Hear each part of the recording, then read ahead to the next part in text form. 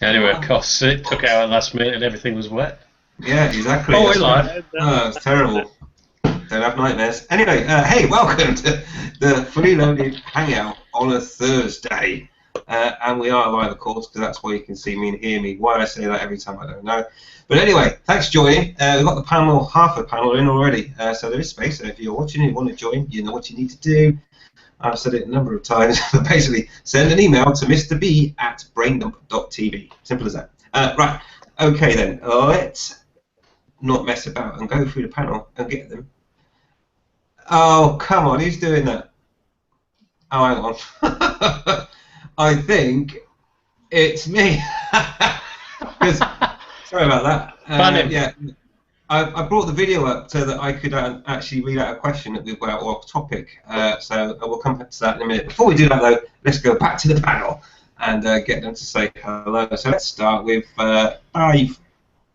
Hi, and welcome to my hangout tonight. I'm Mr. B, and Mrs. B's in the kitchen doing some food for later. I was just wondering how everybody is, so I think we might do some welcomes first and then go on to news and topics. Don't you think that's a good idea? I think that's a great idea. Cheers, Dave. I mean, Mr. B, sorry, I'm getting confused now. Right, let's go from there to Keith, White and Biker. Evening, chaps and chapesses. Welcome along to the crazy brain dump Thursday night session. Oh, don't make promises we can't fulfill. It might not be crazy. It could be really rubbish. But anyway, cheers, Keith. Okay, then let's go to Richard, Calm Biker. Hello, everybody. Welcome to Mr. B's brain dump. I'm Mr. B, and it's Christmas last year. Oh, that's... I don't know what to say for now. Dave, put his thumbs up so he's politically correct then. Cheers, Richard. Ah, dear. Right, let's move swiftly on from that awkward hello from Richard. Go to Summer Candy. Well, hello, everybody. It's Mr. B's brain dump tonight, and I've been brought on as a special guest. Because tonight we're going to be talking about sheep porn. Oh, right. Okay, you just joined the wrong hangout there. We talk about motorbikes on this one, Andy. It's Not tonight, we're not. It's not sheep. It's not Sheep Shaggers Saturday. No, you got confused there, buddy. Okay. Swiftly moving on. Let's go to. That is everyone. And I've got to say hello. I must have already did that anyway. Hello, everyone. And welcome to the Fully Loaded on a Thursday. Yeah, I just did that. Yeah, cheers, thanks for that, Mr. B. So what I'm going to do now is I'm going to go to the Q&A. There's a couple of comments in here already, so let's go to Lideout 550, and he says, hello, chaps. Hello, buddy. Hello, buddy. How you doing? And also, Woman a Wolf Rider says, hi, guys. Excuse me, just got in. Can you send me a link on Gmail? Thanks. If anyone's got it on Gmail, please feel free. There's also a link in the Hangout group, Catherine. And so, anyway, we'll get that to you. Let me know if someone can't find me, and I'll have a go at sending a link through my email. Anyway, Ryan says, hello, one and all. Can everyone please stay tactless and tasteful? Azure Hoy. What's that in? Is that French? Well, it's not English. No, it's not, is it? George Hoy. Anyway. I think actually Andy has French for sheep. Yeah, quite possibly. So cheers for that, 08. And Blithering Biker says, evening, dudes. Evening, buddy. Evening. Nice to have you along watching.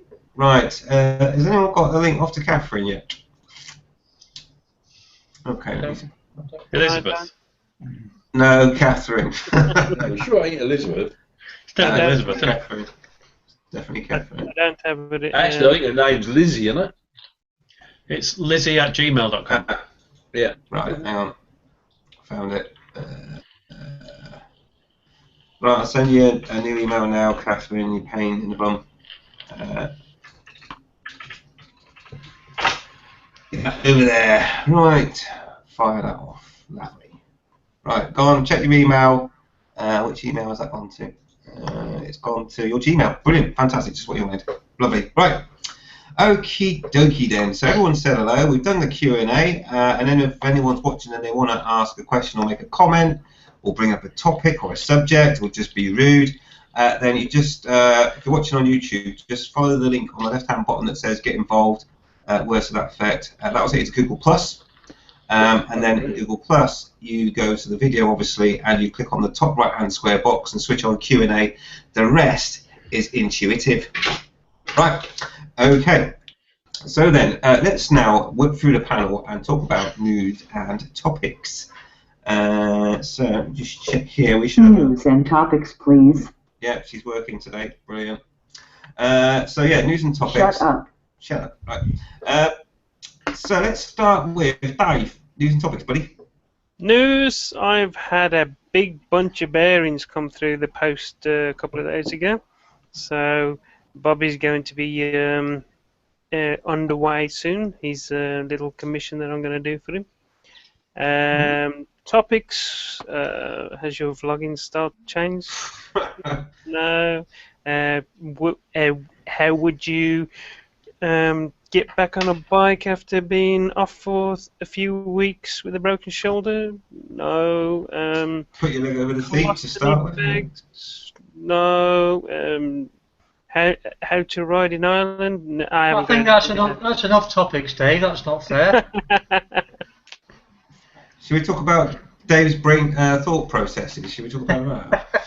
I wouldn't bother because they're right in the middle of something. I think they've still got his brain in a jar in the lab.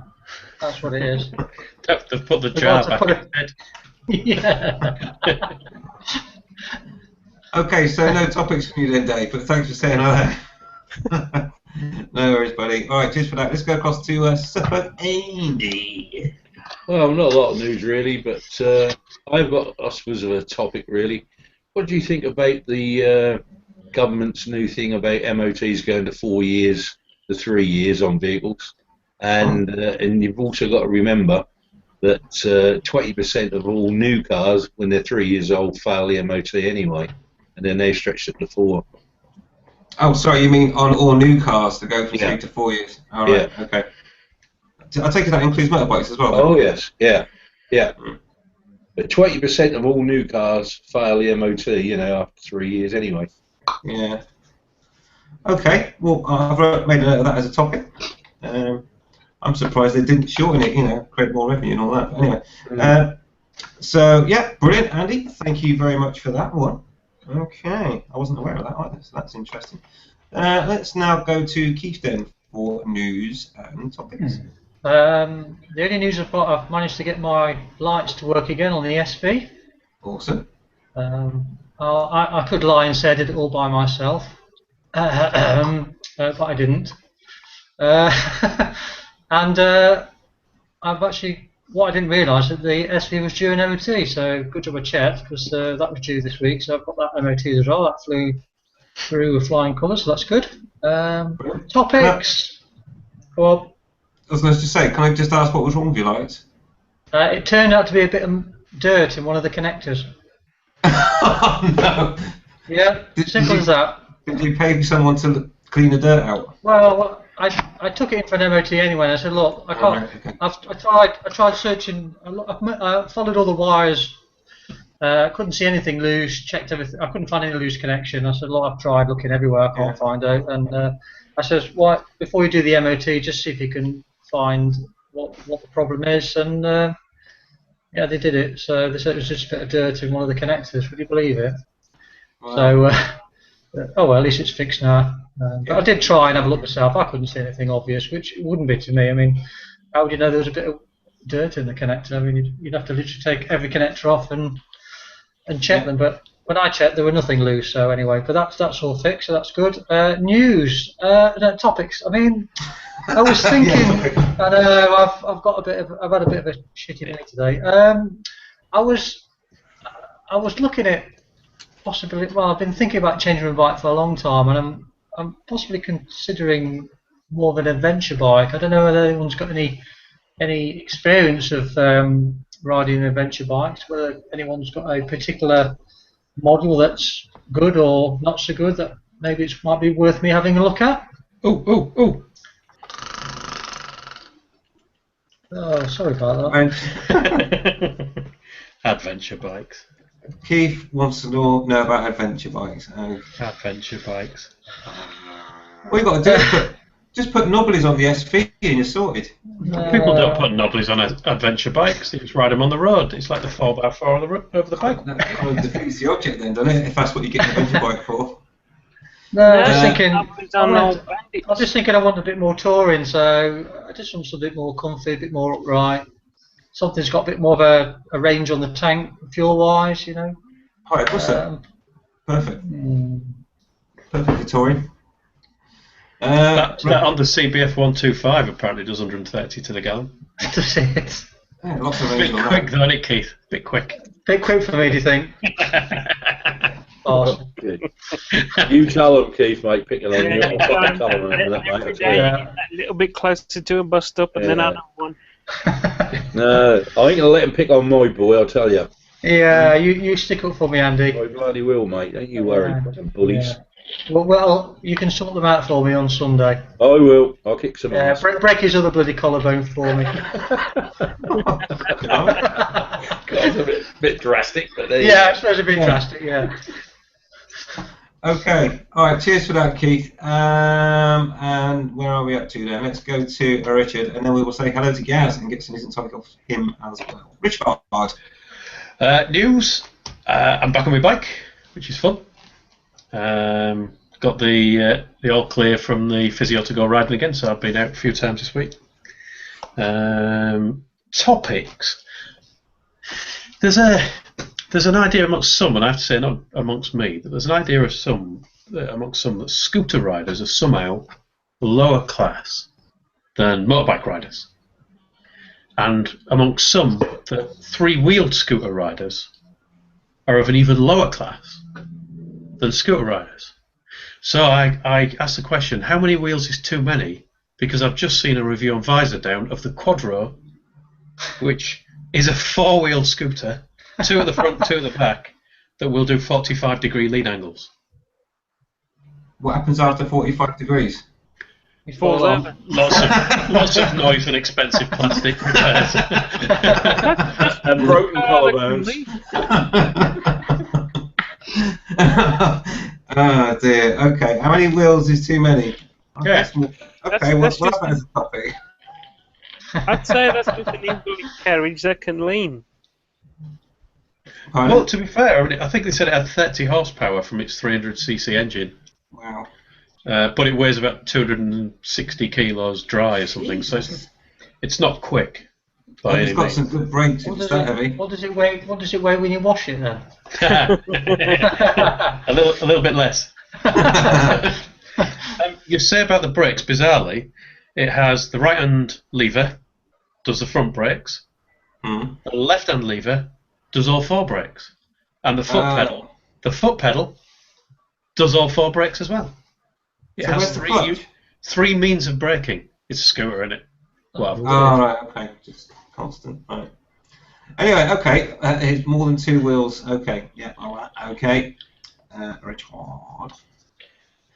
Excellent stuff. Okay, so let's now go to Gaz. Would you like to say hello, everybody, and give us some news and topics while you're there as well, too, buddy? Hello, anybody. No topics. Only bit of news I've got as well. I'm looking at doing another Wales trip, camping weekend in mid-August, 14th to the 17th. Still in planning stages just yet, but it's not too difficult to plan. So, anyone interested, more than welcome. That's all I've got to say about that at the moment. You're not taking your chef's hat this time, are you? It depends if it's a small group. It's looking that way at the moment, but we'll see. Yeah. I'll be taking my barbecue and see what happens. He says that though. To be honest though, I tried to get near it to try and do some cooking, but he just fought me for the blooming barbecue. He's like, I'm cooking! Ah! Got his chair out and that was it. He stuck his territory down. I'm very protective of my sausage. He didn't put you on for the No. Yeah. But anyway, that was good fun. Yeah, I don't think I'll be able to make those dates because I've got family stuff going on, unfortunately. Because otherwise I'd be there like a shot. But definitely for the next one. Absolutely. We will be doing that mountain road again. Yeah, I will be doing that mountain road again this year. Don't worry about that one. Hopefully you might want to go camping again sometime after that. Have a blast. Maybe Richard might want to come along. You never know. Right, okay, so brilliant. And that only leaves me for news and topics.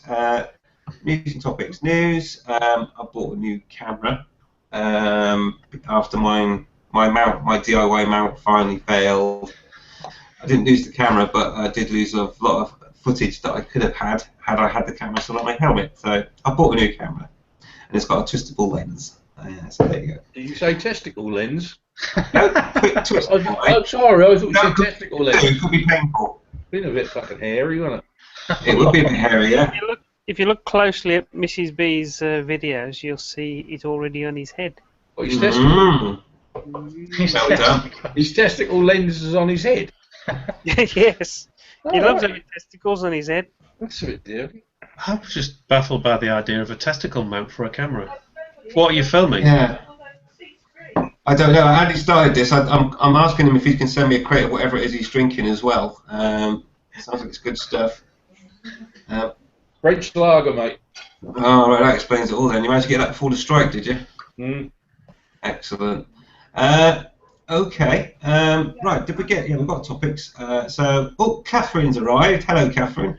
Hello, guys. Hi, Catherine. Hi, Liz. Oh, Liz. I'm going to be stuck with that one now, aren't I? Well, now, since you've arrived, we might as well just throw you right into the mix because we're at that point where we ask for news and topics. So would you like to say hello to everyone, Catherine, and then any news and topics, please? Hello, everyone. I keep getting this Skype thing coming right up. Right, hello. Hope everyone's well. There's the cure for that, just close it. Update news. Cured the mouse problem.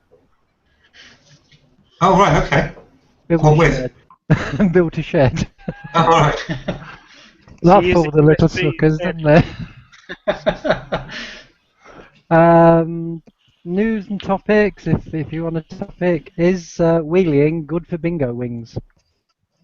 Or Okay, well, we've never had that topic before. One for the ladies. Oh, actually, yeah, that you could be another candidate for a wheelie school, I think. You've Not seen so- in my wheeling, there's some serious wheelie action going on there, isn't there? I'm trying to be politically correct now. I don't want to talk about bingo wings in case you. Tricep curls, then we'll say that, shall we? Yeah. Okay. Right. Thanks for that. Now then, I've done my news. I'm not going to bring up a topic because I think we've got quite a bit already, and we have a topic. There'll be a few groans, no doubt, from the panel on this one, but we'll do it anyway. And it's that good old subject from Mr. Bigabit, and he'd like to know. I'll summarise it for you.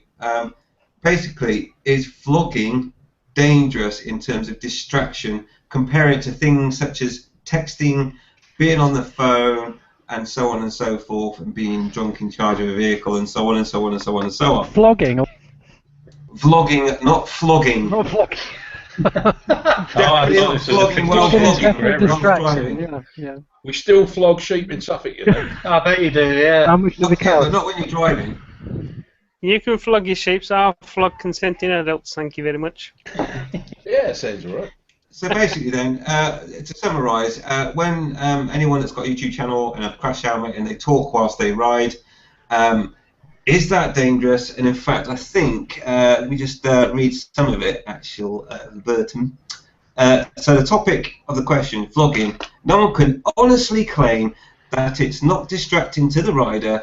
We see it all the time when a vlogger stops talking during a vlog and then apologise saying they had to concentrate on a particular road scenario, etc. Just a moment, concentrate for a bit. LOL. Funny enough, I think you've almost answered your question there, but we'll put it through the panel anyway. If anyone wants to read the full entire question, then it is on the video that we're watching right now on YouTube. So there we go. So that's that topic there. Now, then, before we start any of the topics, let's nip back to the Q&A and say hello to everyone that's saying hello. So we'll start with Big Kev.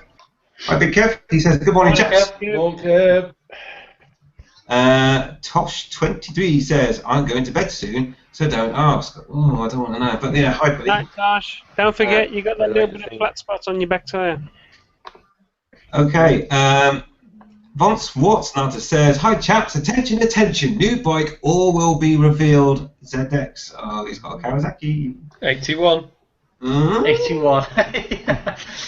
Yeah, 81. 80. ZX 80. Excellent.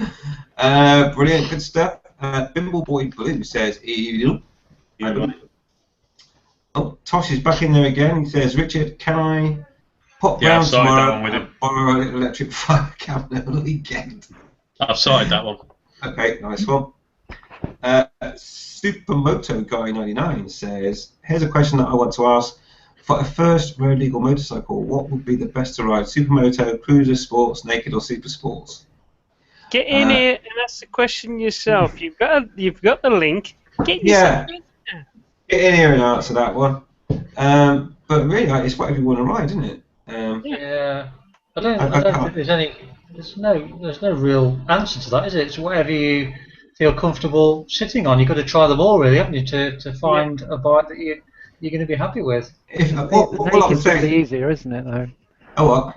A naked's going to be easier, I think, than anything to ride. Oh, yeah, but in theory, they should kind of all be the same, really. Yeah, first bike, low speed, low power. It doesn't matter whether you're naked, cruiser, sports, just supermoto. It doesn't really matter. It's what you're into. I think he'd find himself a bit chilly if he was naked myself. I really do. I don't think he. I don't think he should do the naked thing. I shouldn't imagine there be many super sport 125s, would they? Any what? Yeah, YZF, isn't it? YZR? I wouldn't call that a super sport, would you? They're definitely not getting a 125 Super Sport. Come on. It might have a fairing, but that's about as far as it goes. I'm sure they think the little R1s. I'm sure they do. Indeed. So yeah, I would suggest that. But as Catherine says, yeah, naked would probably be the easiest out of all of them to ride because of the turning circle and stuff. But handlebar position, that sort of stuff. Yeah. Less stuff to brake on it. Yeah, because you've got no fairing to catch you when you go off. Yeah. I mean, to be fair, on a sensible note, it depends how old you are, I think. If you're 17, then you might as well get something that you're going to keep for a few years and enjoy and want. But if you're old enough to do your tests proper, your direct access or whatever you want to do, then get something cheap.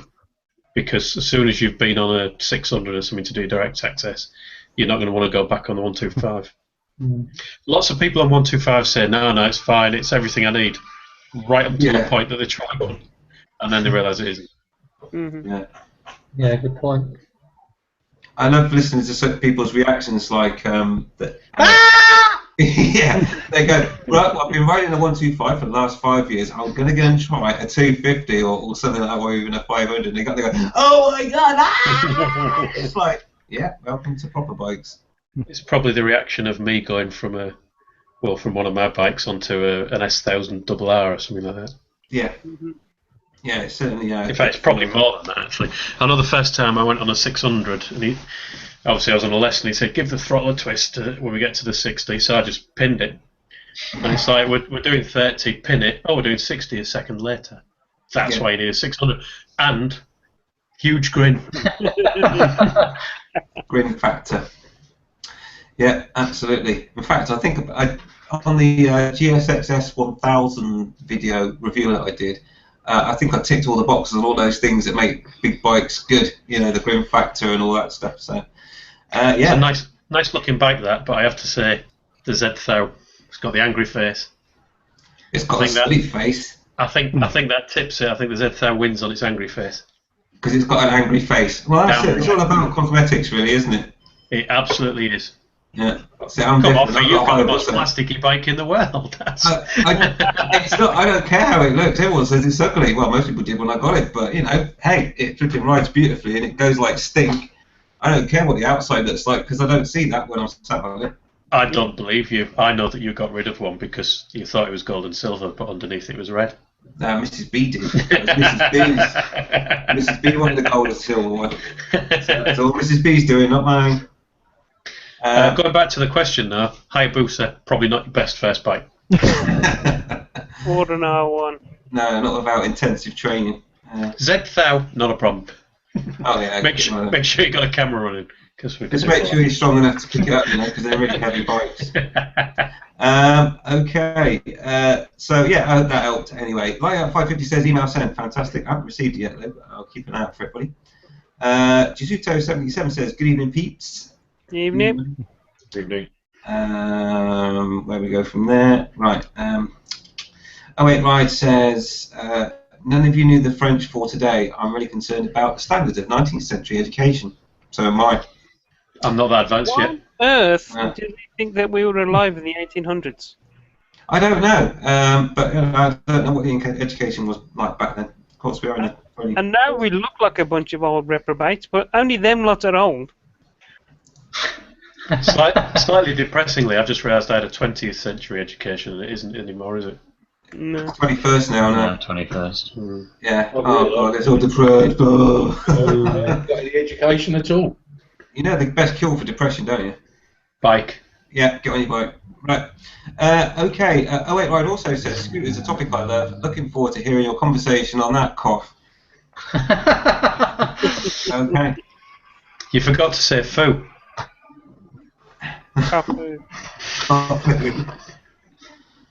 It's too hot out there. Anyway, I didn't mean Kofu. Blithering Bike says, that was me until I started doing my DAS. There we go. Oh, bless. Backroad Moto says, even my 250 bores me now. Oh, there's a truck coming, gun it, reaches 30 miles an hour. Yeah. Yeah, bigger bikes these days, really. Can you get a big bore kit on it? I mean, there's a topic for another week. I actually saw a video the other day of somebody who had one of these little, what's the Chinese thing that, Sinis Apache, who was putting a big bore kit on it, which gave it an extra thimbleful. Well, an egg cup, maybe, half an egg cup. Got it up to 150cc. And some more power, but still had L plates on it, which was quite interesting. Presumably that's not actually legal. No, there's a cylinder capacity limit for a reason. But to be fair, I don't think the extra 25cc's is making us. It's not a super bike now. It's not going to stretch your arms, is it? Let's face it. So, no, don't worry about it too much. Okay. Right, that's the Q&A cleared down. So what I want to do first then is we'll go straight for the topic from, is it Mr. Bigabit? Just check, yeah, Mr. Bigabit. So then, this old adage is, does vlogging make it more dangerous for you to ride a bike, or is vlogging dangerous whilst riding? Okay, I'm not going to say anything until we get to the end of this one. I'll go through the panel first. I think before you go on, I've just read the whole thing. Yeah. And he's asked quite a bit more than that. I think it's not quite is vlogging dangerous or is vlogging distracting or whatever, but he's actually saying as experienced vloggers, little bit of sarcasm, what advice would you give to a new rider who might want to start vlogging? Possible dangers, rating seeking, for instance. We know the ones with the clickable titles, yeah, the wheelies and all that kind of stuff. So I think it's a little bit more to it than the bog standard question of, oh, this is dangerous, kind of thing. Well, okay. So, as Richard described, let's make it a two-parter then. Advice for new vloggers, and also, what do you think about, the dangers, if any, there are on vlogging? Your thoughts? I'm a new vlogger. Okay, go on, Catherine. Carry on. I'm a new vlogger, so give me advice, please. Oh, right. Okay. I don't know. I've More only been doing wheelies. it a couple of months. More Wheelies wheelies. are good. More of that knee down action. Now, really, make sure that your cameraman can keep up with your super Oh. sports. Rubbish cameraman, aren't they? Oh, so fast though, 195. Oh, Amazing. with When a you're on camera. that bike, you might need to zoom in some more. 195 inches per hour. I think Jealous is coming here. Jealous. Oh, yeah, competition. I want to see Mr. B on that bike. I want to see if he needs a step ladder to get on. No, I used to have one. I just used a kick step. Always He climb finds the a curb. He finds a tall curb. To go back to the question, I'd probably say no, it doesn't affect your riding abilities because, as you said yourself in the question, we do tend to stop when we have to concentrate on something. It's a one-way thing. You're not concentrating or trying to listen for an answer off a phone or something like that. So it is 100% totally in your control. You can shut up when you want to, when you need, and you just edit that bit out when you come to doing your final edit.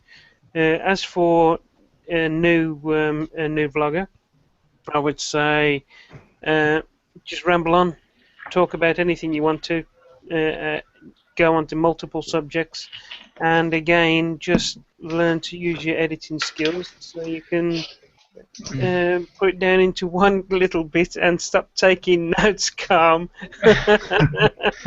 You're probably the best one here to do that because you've done more than most of us in a year. I just got verbal diarrhea. Would you encourage someone to sort of ride a bit first before they started vlogging? Because if you vlog from the onset, you could argue it may be distracting at first if you're just starting to ride the bike and you try to vlog at the time. I would probably say you by all means get a camera and put it on the side of your head. Yeah. But concentrate on your driving. Your driving or riding must always come first on whatever you're doing.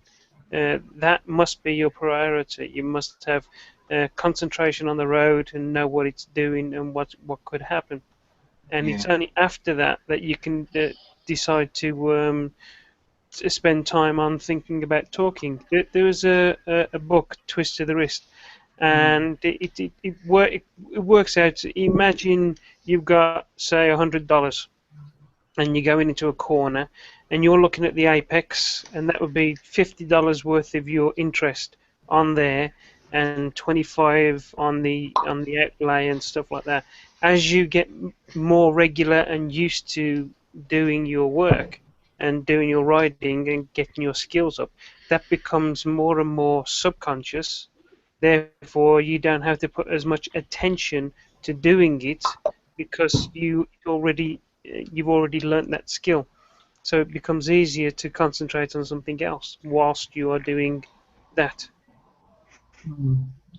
Yeah, it's a good book, isn't it? Keith Code, isn't it? Is that right? Is it Keith Code? That's right. And I think I've fried my brain for the rest of the day, so now I'm going to just sit here and go. Well, one or two people said to me when I first started vlogging, "Oh, you're going to end up in a ditch," you know. But as far as it seems to be the thought of instead of thinking it, you just say it out loud. Yeah. So there's not a lot of difference. But you've been riding a long time though, Catherine, haven't you? You've got a lot of riding experience. He's a cheeky boy, isn't he? 2 years. Right, wait till I see you on Sunday. You'll be in a queue. Yeah, Andy's going to give me a good scene to you first. Oh, I will do. I'll give you a good old Suffolk. You can have sloppy seconds, all right. Yeah, I'm going to break a couple of his ribs like I usually do when I see him. Right, let's not drift too far away then. No, that's not, yeah. I've done that every new anyway. So, does anyone else like to comment on that before I spill my beans on the whole thing? I don't think at all that takes your concentration off what you're doing. I don't think at all. I don't find no problem with it at all. I find more problem looking at bloody signposts in Suffolk because I'm always lost anyway. So, honestly, so I don't think there's any problem whatsoever in vlogging, and you know, riding. And there's times, like we've all said, if it does get a bit tricky or we come up to something, you just shut up until you've done it. But even that don't even bother me, so, I don't see no problem with it at all. I think there's more distraction in cars, like radios and, all the stuff they have, and you haven't got none of that on a bike, so I can't see the problem whatsoever. Yeah, because vlogging is a one-way street. You're not listening to anybody's reply. You're not listening to a radio or listening to a passenger. You are concentrated purely on the one task at hand. And like you said, we shut up when we need to, and we carry on after that. Even if we've lost our train of thought, we can easily start the vlog again. And we all do that. The only time I've seen it where it's been a little bit dangerous, where somebody had got notes taped to the petrol tank. Why would you do that? Real cheat sheet. I never do that. I always hang them just here out of sight. Stick on my visor. Yeah, right. Just on one side though. You've got to be able to see. Oh yeah, obviously. I was watching one. Precursor to Google Glass. I was watching one guy who's doing Q&A, and he had basically he had his phone up on his mount, and he was reading his questions off the phone as he was riding. Oh. Wow. Have you ever crashed? No, ironically, he did actually crash. He came down on some. He was on a supermoto, and he came down on some gravel. I can't remember who it was now. It wasn't me this time. Yeah. Yeah, I think there's a difference though. I mean, those are obvious signs of not someone vlogging. That's something different altogether. That's reading stuff as you're riding. Yeah, it's a bit different. To be honest, he was on like deserted streets, just cycling, biking around on grass and stuff and that. But he did go on the public road at some point, reading questions. I mean, in reality, for the first bit of the question, it will take some element of your brain power, and you only have so much to go around. Some of us less than others. But is it any more distracting than talking to somebody in the car? I would say no. I would say it was actually less distracting than talking to someone in the car, because not only are you formulating what you're saying, you're listening to what they're saying. Yeah. It's shown that talking to somebody in a car is much less dangerous than talking to somebody on a phone, because that person is also aware of what's going on, or hopefully is aware of what's going on. So you're actually concentrating on the road. So I would say it's quite a small part, but I would admit it takes some of your brain power. I mean, it can't not do. On the second bit about the tips, though, I think one that was actually in the question, if you're going out there, I mean, this is just a general tip anyway, but if you're going out there and you think vlogging is about pulling wheelies and doing stoppies and riding like an anus, then that's probably a bad idea. But if you're vlogging whilst riding hard, I think that's probably a bad idea too, because the harder you're riding, the more concentration you have to have. And that's even if you're taking a little bit away, that might be the little bit that you need. I often get comments from people saying, well, you only ride slow anyway. But I purposefully make sure that I'm riding safely when I'm vlogging. To my channel, I'm not going to put speeding up on the internet for anyone to send a ticket. Yeah. We give ourselves extra room to the cars in front, so that if it does happen, we've got longer to react. Yeah. And what you said, Dave, if you've just got a motorbike, I wouldn't start vlogging. I have to say, I see, and I won't say it's necessarily down to experience. I mean, I've only been riding for just under 2 years, so it's not an experience thing particularly. But I see a lot of people who are riding, even when they're doing just a video where they're not talking, they're riding in a way that puts themselves at risk. Mm-hmm. So I would say get yourself as much training as you can, because a CBT is the absolute, I mean, it's there, isn't it? Compulsory basic training. It's the absolute minimum to get you on a road with the hope that you will be safe. Whereas a proper test, you have demonstrated to somebody that you can be safe over a period and you understand the rules of the road. CBT, there's not even, I mean, we're getting to a different topic. It was, you don't even have to know road sign. Until you can identify where the hazards are coming from, I wouldn't vlog. when you're out there, you see a lot of videos. You see somebody who'll they think a car has come out of nowhere, which is incredibly unlikely that a car has come out of nowhere. And by incredibly unlikely, that's the scientific bit of my brain saying you can't say it's impossible because of quantum physics.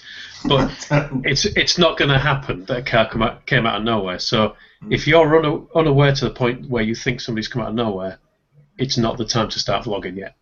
Mm-hmm. I think as well. Motorbikes come out of nowhere. I think if I look back at, say, all the vlogs I've done, the majority of them are not done at high speed anyway. Most of my vlogs are just a bimbling, just going through the roads at, in the speed limit. There's very few of mine that I could say are very high speed. One, because you get a lot of wind noise into the helmet, which buggers up your mic. But I think a lot of people don't vlog at high speed. Very rare. I mean, the video I put out today about the thing this weekend, I actually recorded that 4 times. Twice because I just didn't like it, because I didn't like what I'd said, and I was kind of just rambling more than normal.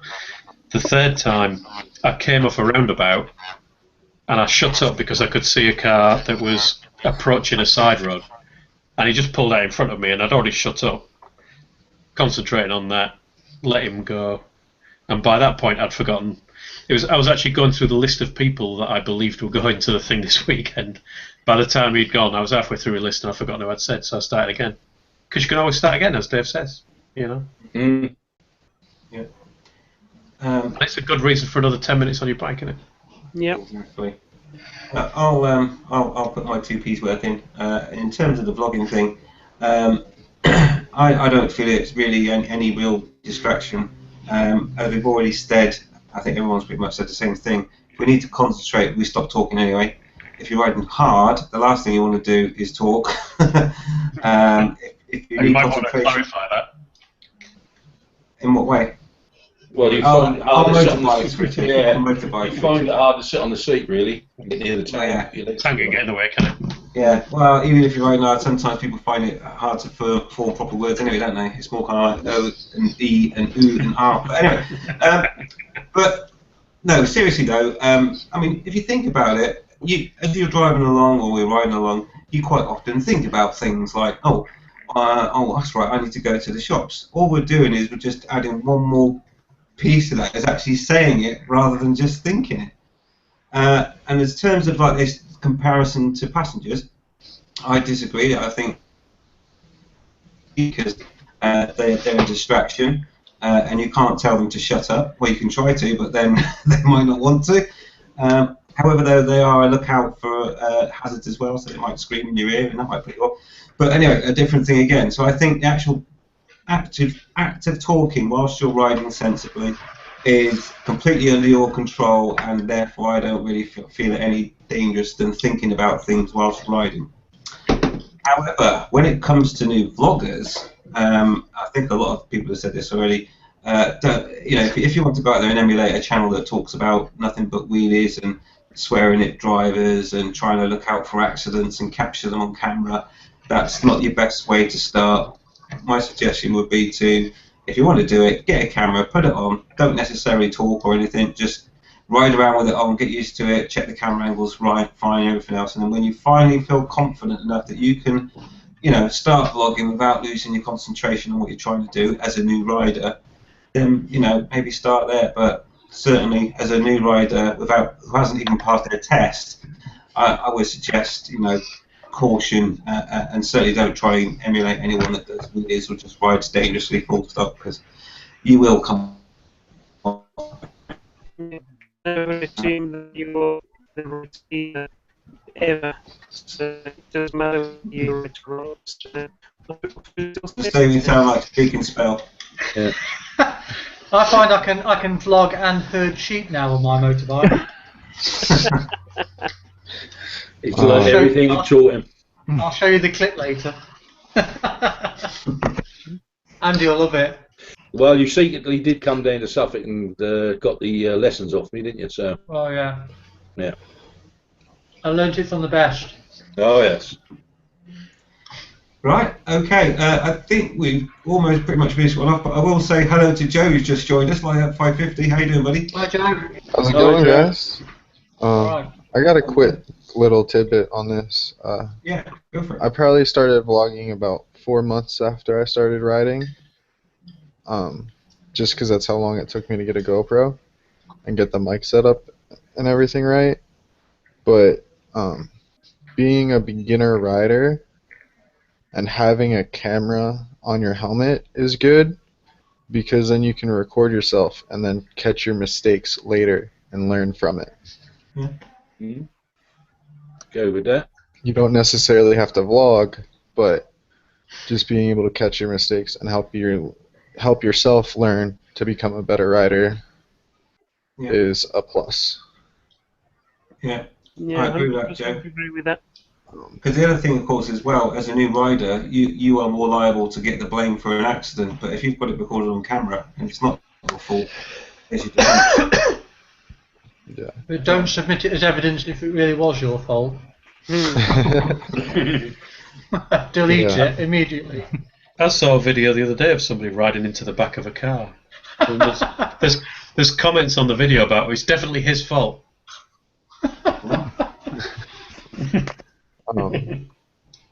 I saw a video yesterday about a guy with his scooter and his motorbike revving his scooter away, and then it decided to pull off and damage his motorbike and his scooter at the same time. Oh, I shouldn't laugh, but it was funny. Yeah. Another thing is I feel more distracted when I've got my Cine playing music than I do when I'm vlogging. Because if a good song comes on and you start dancing on your bike, when you just get into the music, you're paying more attention to the music than you are to the road. That's right. Yeah. It should be background rather than foreground. Yeah, I can remember. Yeah, I can remember a couple of 3 years ago, I decided I'd play some music in the ears when I'm riding the bike, and it lasted for about 2 days. And I just realised that, like you said, Joe, the music was taking me over, especially something really good, and I was actually losing concentration into the music and not what I was doing. So I think that's the stupid thing to do. And also, some music can make you go faster as well. That's really enlightening. You really, pull back the throttle and go with it, So yeah. I would have thought music you like would be available in MP4 format. Have you got those great big discs on your bike? You didn't know that he's got a record player on the back? And then wind-up ones, they have in the 20s on the back of Hey, I'll tell you what, I don't know if you know, but Keith listens to a lot of music when he's riding, but this is basically on repeat. So that's why he doesn't ride very fast, They're you always see. taking the piss out of me. Oh, sorry, go on. They're always saying I'm slow. Well, not anymore, mate. Right. To be fair, if you need music when you're riding, then possibly you need a better exhaust. Yeah. Unless, of course, you're listening to Rammstein. Oh, well, that's different. Yeah, I personally never listen to music when I'm riding. I've never have, never will. I didn't like it. A couple of days of that, and I'd had enough of that. Yeah, not for me. I mean, a bike-to-bike or a bike-to-passenger intercom's going to be more distracting than vlogging anyway, isn't it, really? Yeah. We've all got those things on anyway. Where does the subwoofer go? Under the seat. Oh, fair enough. Yeah. Turn up the bass and all that. Get one of those. Oh, Catherine. It's too much information. Right, okay. So let's go back to Q&A then and see what people have been saying about our recent topic.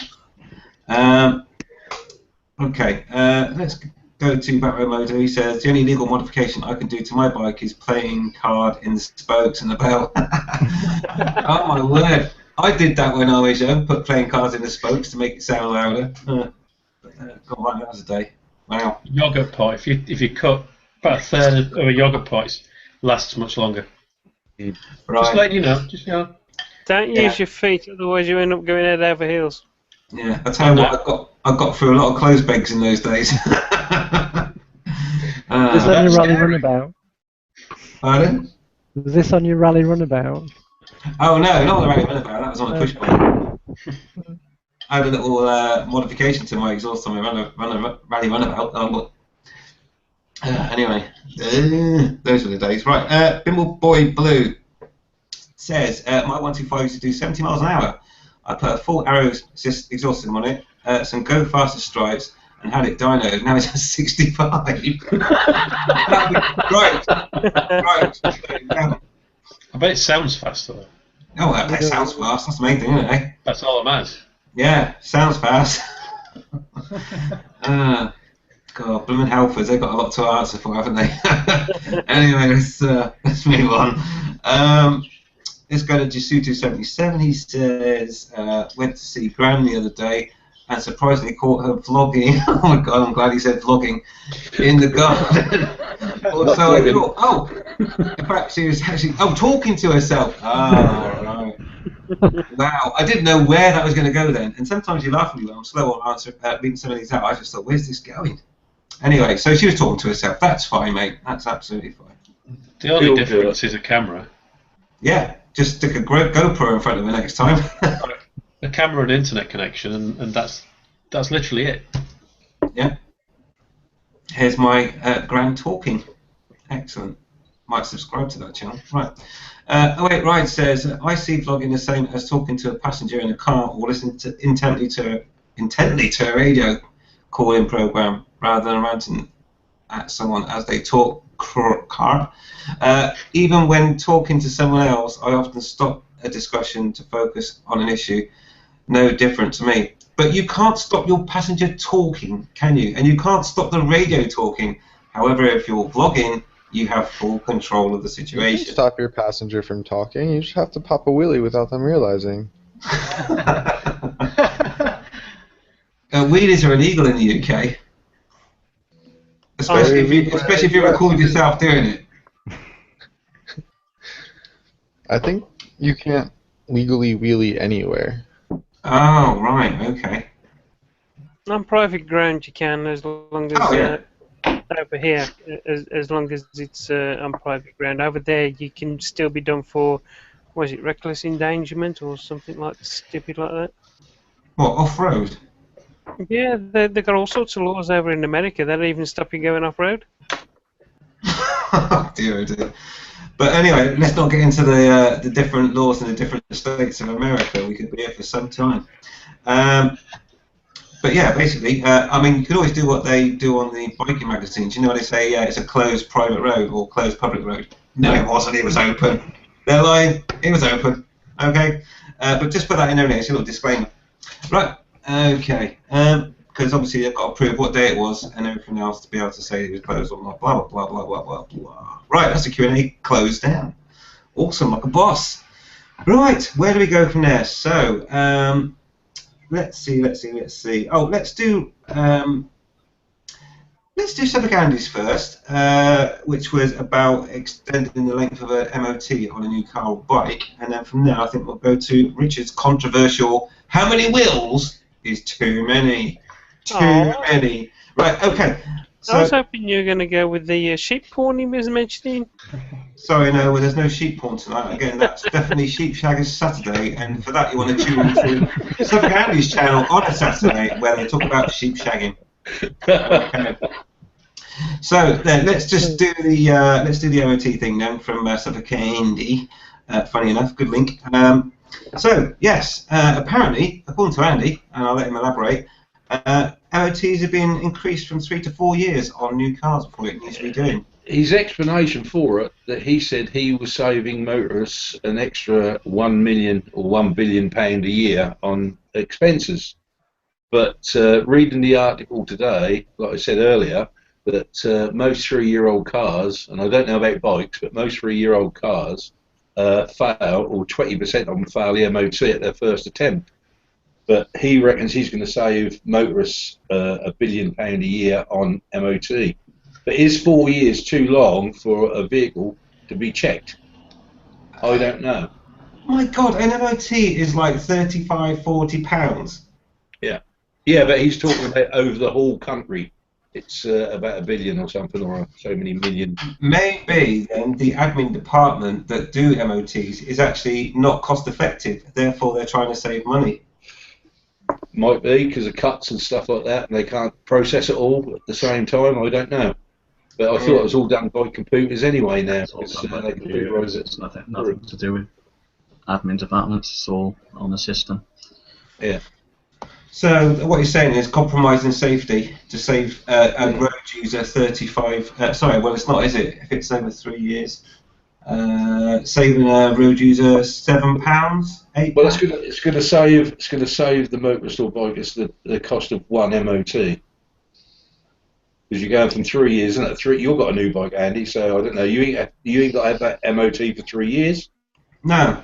No. So now you should be able to go 4 years before you have an MOT. Right. Well, So I don't know about you lot, but I would much rather be happy knowing that I'm riding a safe bike than just saying, "Oh, I don't have to go for 4 years." I'd much rather know that my bike was safe.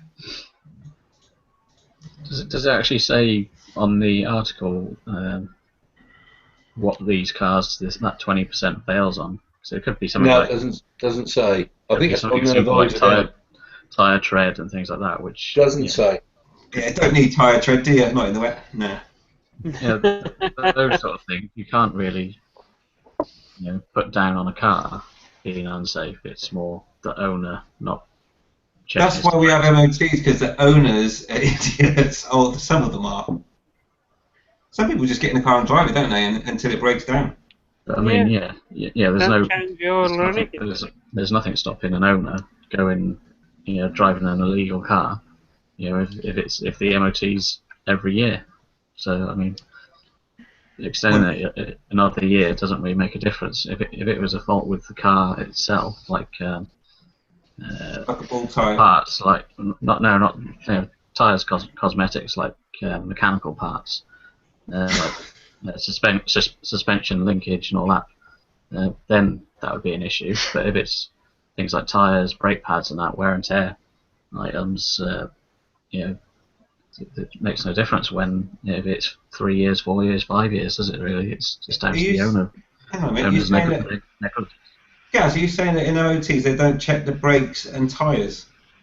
No, I'm saying things like that. It doesn't really matter how often you have an MOT.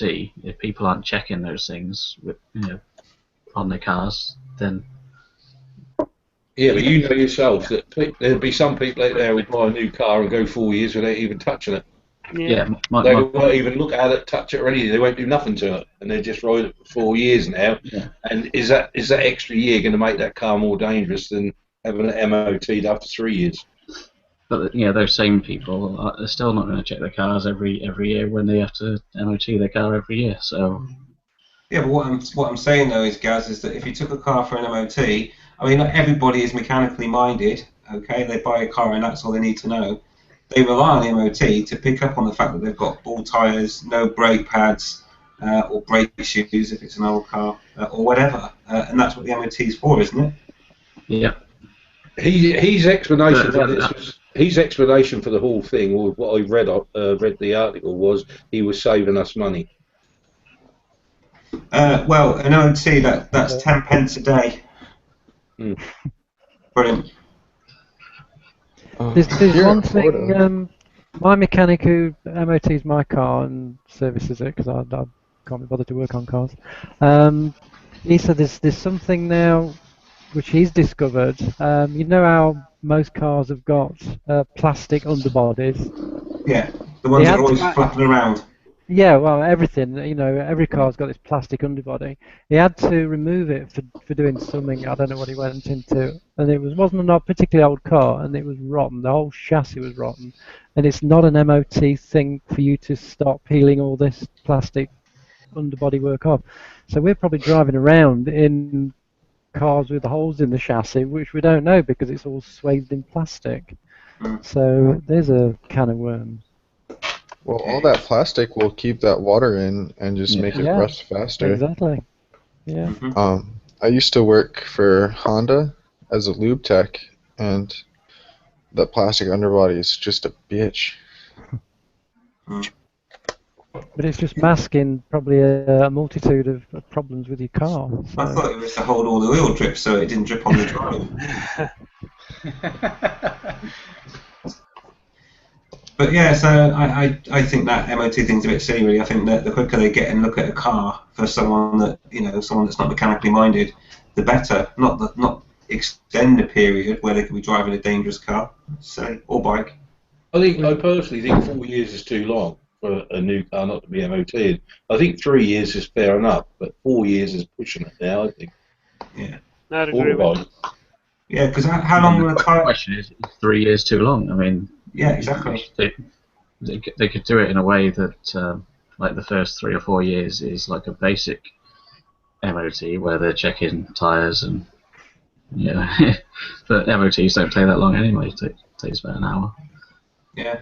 Well, about We've just turned into Top Gear, guys. Do you realise that? Oh no, please don't. Where's the producer? So I'm going to punch him. All these things apply to bikes as well. So I mean, I know. But the thing is, though, I mean, my MT-09, I've had it, 2, maybe 3 months, and I've only got about another month left in the rear tyre before I change it, and that's not even half a year. So, what are you going to do? The problem is that, if you're, as Gaz said, if you're relying on an MOT to check your tyres, then really you don't deserve a car. No. Or a bike. Or even a bicycle. But... I've just been looking at the statistics, and it's well over 90% of car accidents are caused by human error, not mechanical failure. So, what are MOTs really doing for us? Are they really about safety? Are they really preventing that many accidents when they only happen once every year, and within days you can have a problem, can't you? The thing is, though, Richard, you can't... I'm not suggesting you get rid of them by any means. No, but statistics... Let's not even go there with statistics, because that's just basically bullshit is another word for statistics. 90% of accidents are human error, yeah? Yeah. Fine.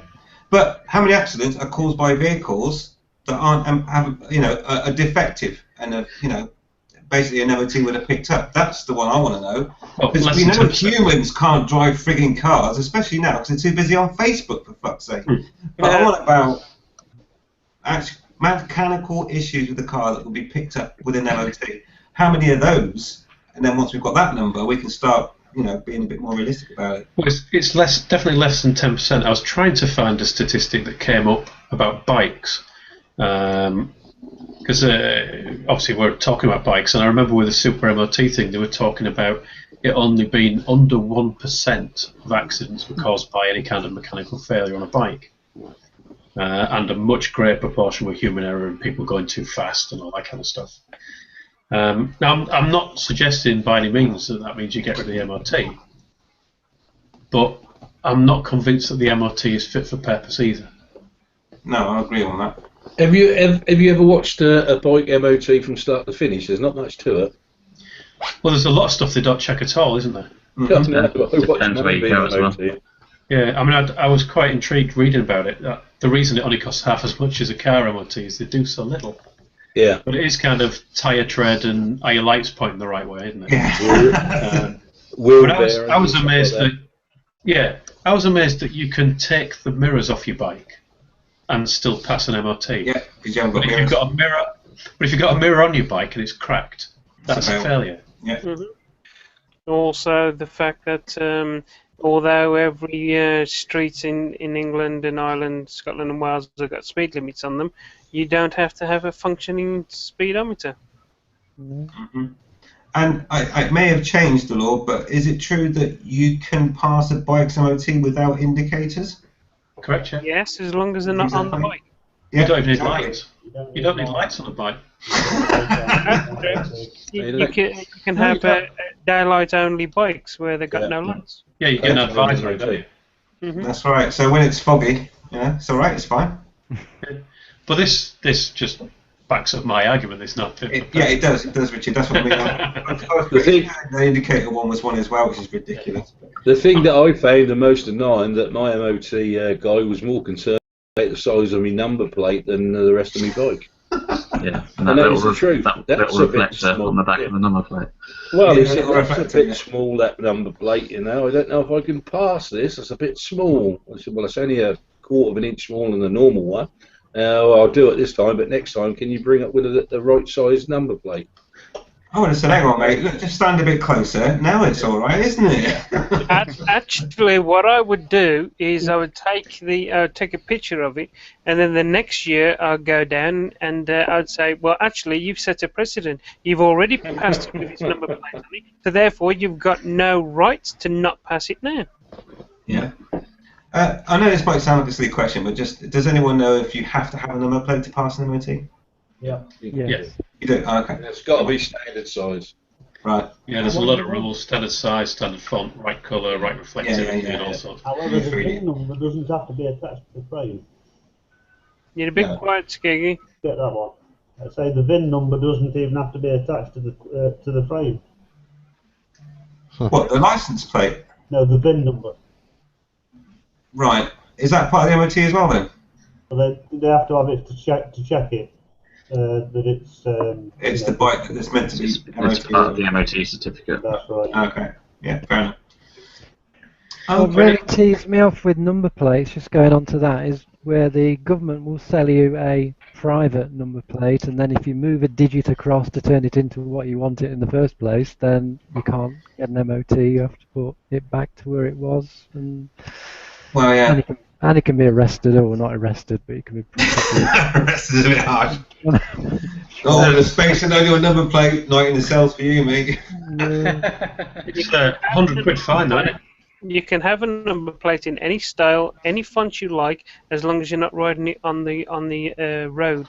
Well, that's all right then. Because you can class it as a display plate. Yeah. So all you do is you put magnets on your original one, and then when you get to where you want to, you just spot it on there with magnets, and you get, look how nice my bike is, and then you have to take it off again before you ride anywhere. Yeah, or you can use Velcro as well. You don't have to use magnets. Velcro's a good one. Not that we'd encourage that sort of thing. But I do know of a driver who has very wide wheels that stick out by probably 1.5 inches outside the wheel arches, which is illegal. Yes, yeah. it is. They also have an exhaust that has no cap and is cut short and is ridiculously loud. And the great thing about the MOT is they whip off the exhaust, put the original one back on, whip off the wheels, put the original ones back on, get the MOT, go home, set it back up again, all done. Yeah, exactly. Yeah, The only thing the police can actually do, as far as I'm aware, is tell you to get it re-MOT'd when they pull you over. So it's back home, change the wheels again, change the exhaust again, MOT again.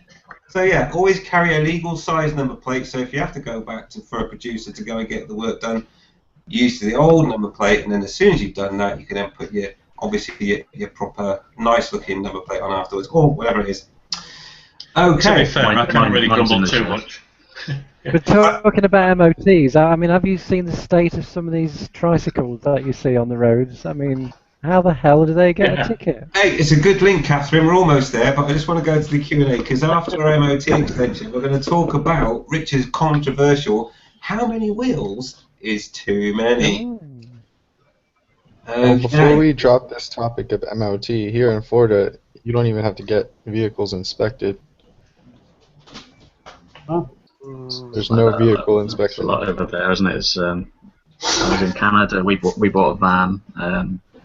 Basically, just because we were driving our cars on a British military base, we had to get it inspected by our own mechanics on camp.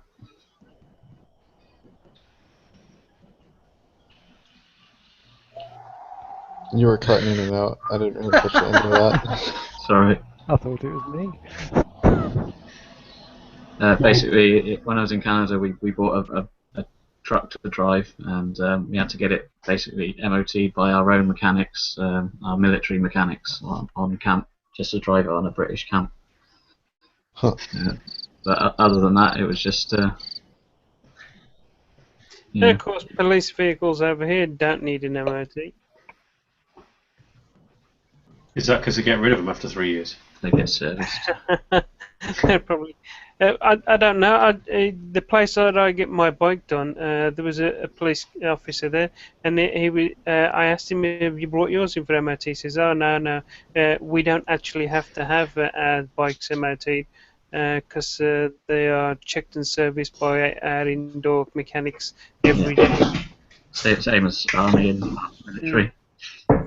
The reams just do their own checks and whatever, and that's it. Yeah, indeedy. Right, sorry. Sorry, I'm being distracted. I'll move the camera in a minute. Go on. Being a bit devious. Do I have to Stop it. Do I have to cover my eyes because I'm married? Right. He's down here shaking my beer. Look. Is that what it's called nowadays? Is it shaking your beer? Yeah. I might say. Look. So Bloody wicked woman. These are the distractions that I have to cope with. He said, "Oh, look at this beer." He's like, "Yeah, you don't have to put up with down here." You're going to take a stick to her, mate. That's what you need. Right. Seriously? Right. Right then. So she just opened one of those cans that she was shaking. So that's always good. Right then. So let's go to the Q&A, and then we'll get on to our next subject before I get really wet. Fantastic. Lovely. Okay then. Sorry guys. Right. O2 Big Kev. He says, on a new bike here, we have 4 years before Rego MOT. So I'm guessing they're trying to maybe get in line with Australia for once, rather than the European Union. Mm-hmm. Just sort this camera out a little bit. So yeah, interesting stuff. And then it's the old state thing. He's come back again and said, in several states in Oz, there is no MOT checks. Wow. I feel like going to some of these countries further abroad from where we are right now, I won't mention any, but where there's no checks on anything whatsoever, and you can basically drag a bag of bones if you wanted to. No driving tests either, I shouldn't think. No, exactly. And then they come over and get someone else to take the test for them, and then they drive on our Big roads. lorries they're driving around in, yeah, great. And the dash cam video shows it all for us. Oh, that's it, yeah. There would be dash cam videos. It wasn't for those countries, would it really? Mm-hmm. Ryan says, you can stop listening, and usually you shut out their distractions when focusing. Well, it depends what they do with their hands, mate. You know, if you've got someone like Mrs. B in the passenger seat, who knows? That was up when we were talking about the previous subject. Yeah, that's what I'm on about. But yeah, trust me, having a passenger is far more distracting than just talking about your thoughts whilst you're riding a bike, in my humble opinion, and some of the opinions of the people in the panel even. Right, Shuto's on bonkers on the old text there. So he firstly says, forget the police, I'm sure that's what he meant to say. If you get caught by the VOSA guy, you are really bust on the spot. Okay. And I guess you have to pay a fine. It's when they start giving me points is when I get upset. If those are full bikes, I thought it was just lorries. I thought it was just lorries, but who knows? I'm not going to start Googling it now. Just the road disc stuff, though, isn't it? Really? The thing is, for me, is personally, when it comes to fines and such like, if it's just a fine and I don't get points on my license, then I'm quite happy to have a loud pipe and a small number plate.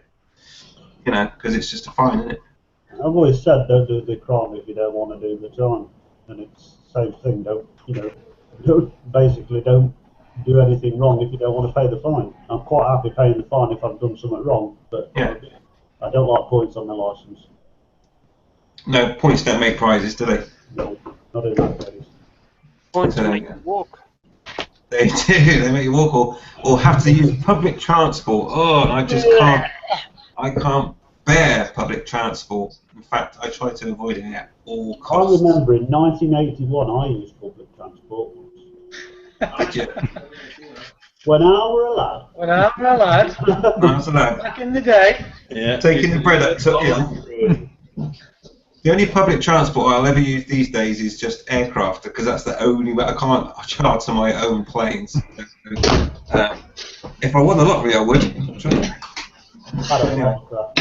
A hovercraft? I think they've discontinued those now, haven't they, in the UK? Isle of Wight ferry one's still going. Oh, is it? Cool. Good know that. Hello, Mr. Richard Cornbaker. What? Hello. Which one's Skeggy? I'm emulating my hero. Yeah. Brilliant. Captain Black.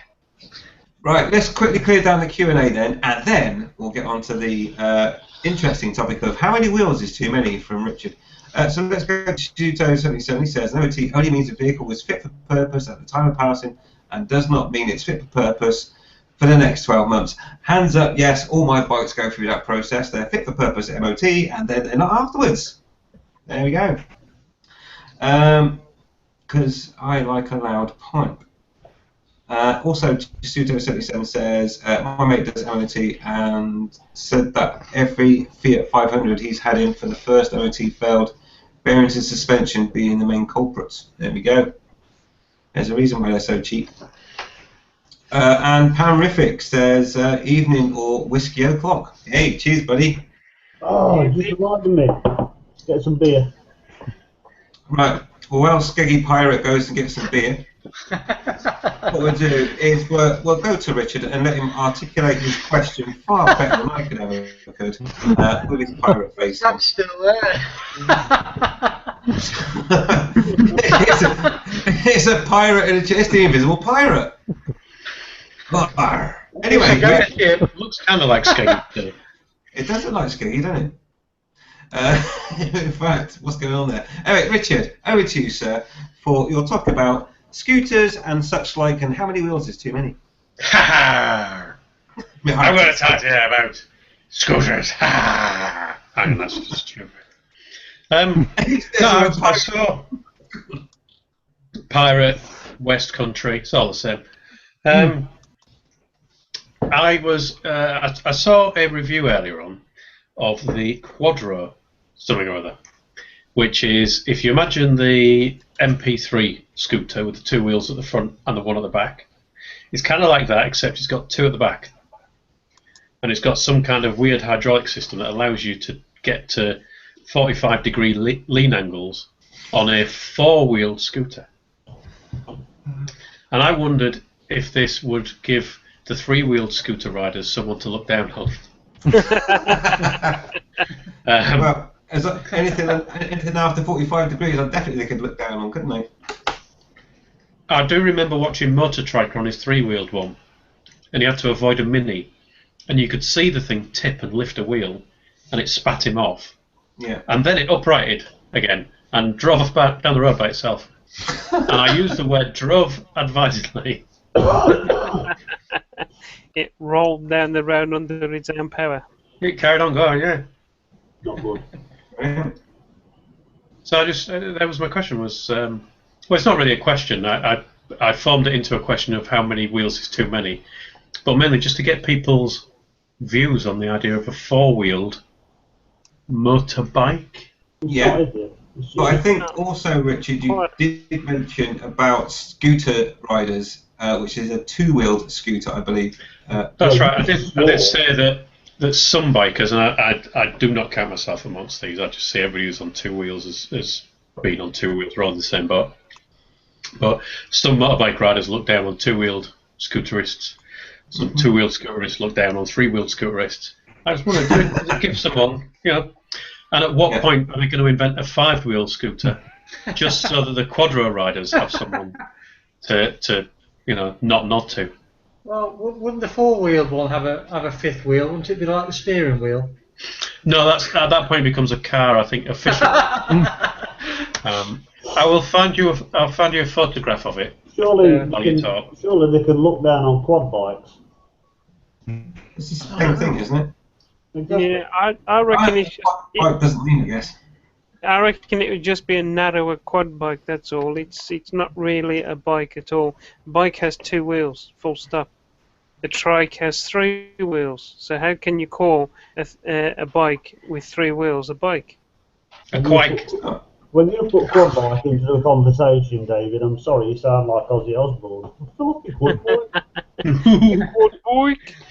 He had a bad experience with a quad bike, didn't he? I had an accident on my quad bike. Well, at least it knocked some sense into him anyway. That's the main thing. Sharon! Been off again. So yeah, who wants to have a go at this one then? From Richard. Well, the definition of bicycle is 2 wheels. Mm-hmm. So I pretty much answered that. Yeah.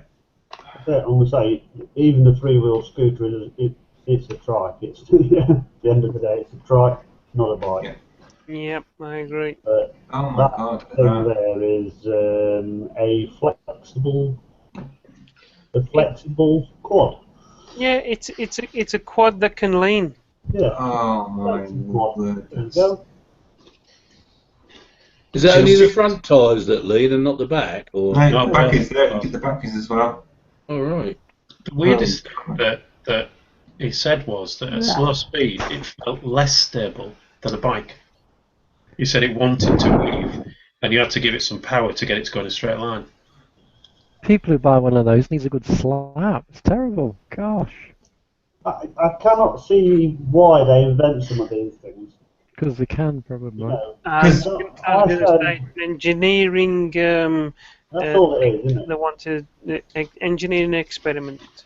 Is it for people with a really bad balance or something? You know, they've got Well, I don't know. It's trouble probably or- be good balance. I don't think that's going to help their balance, to be fair.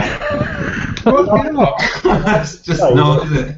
I did say if I had to go back to a trike, I would try and design it so that as I leant round the corner, it leant, so it behaved like a bike. You know what I mean?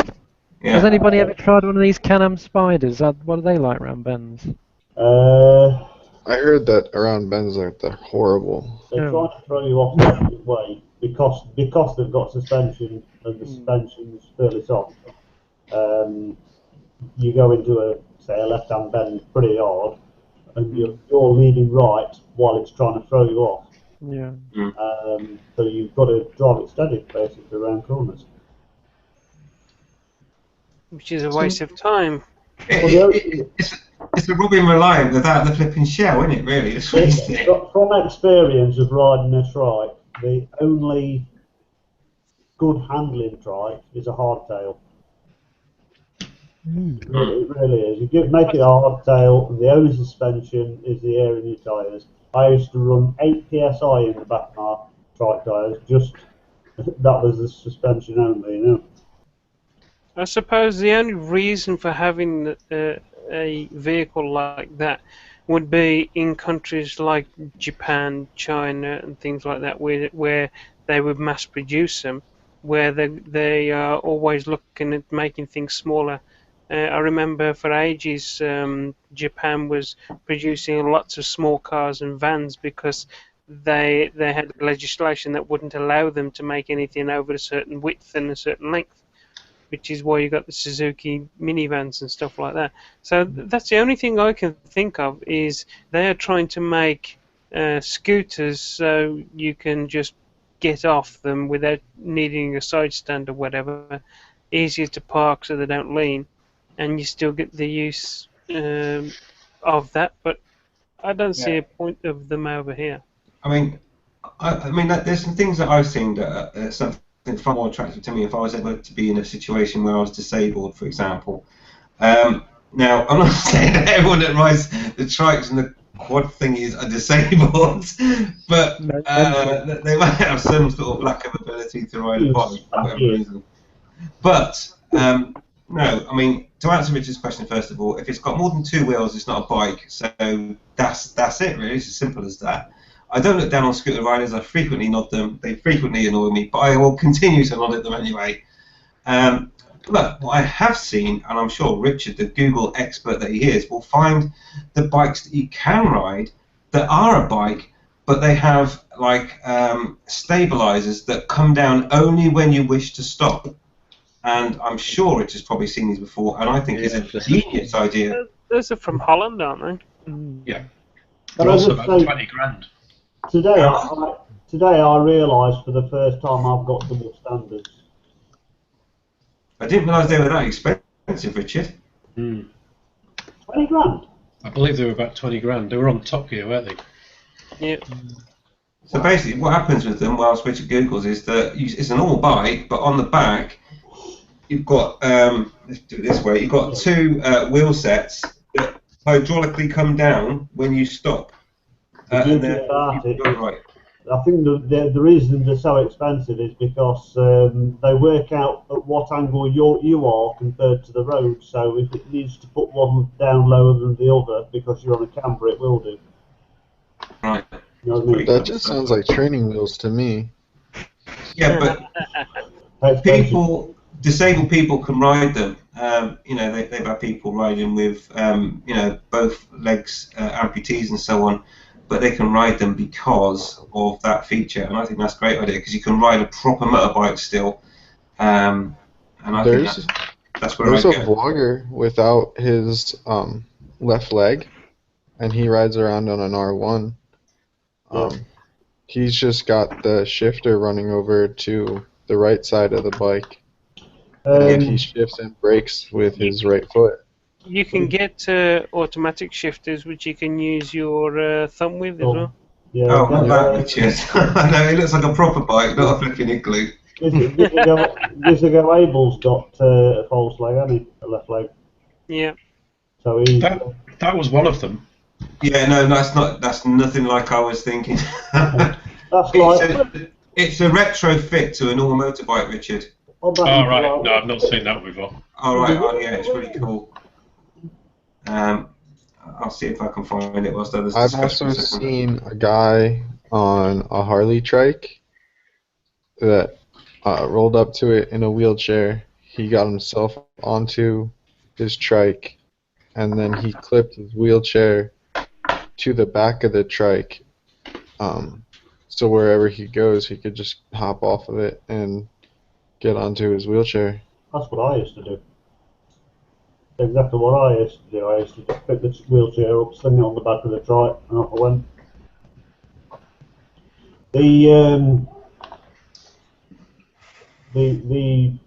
I think wasn't they engineered by an aircraft engineer, weren't they? These wheels that drop down. We have got a charity in Britain that will do that for disabled and help them out with the costs. Dad. Yeah, I've raised money for them before in the past.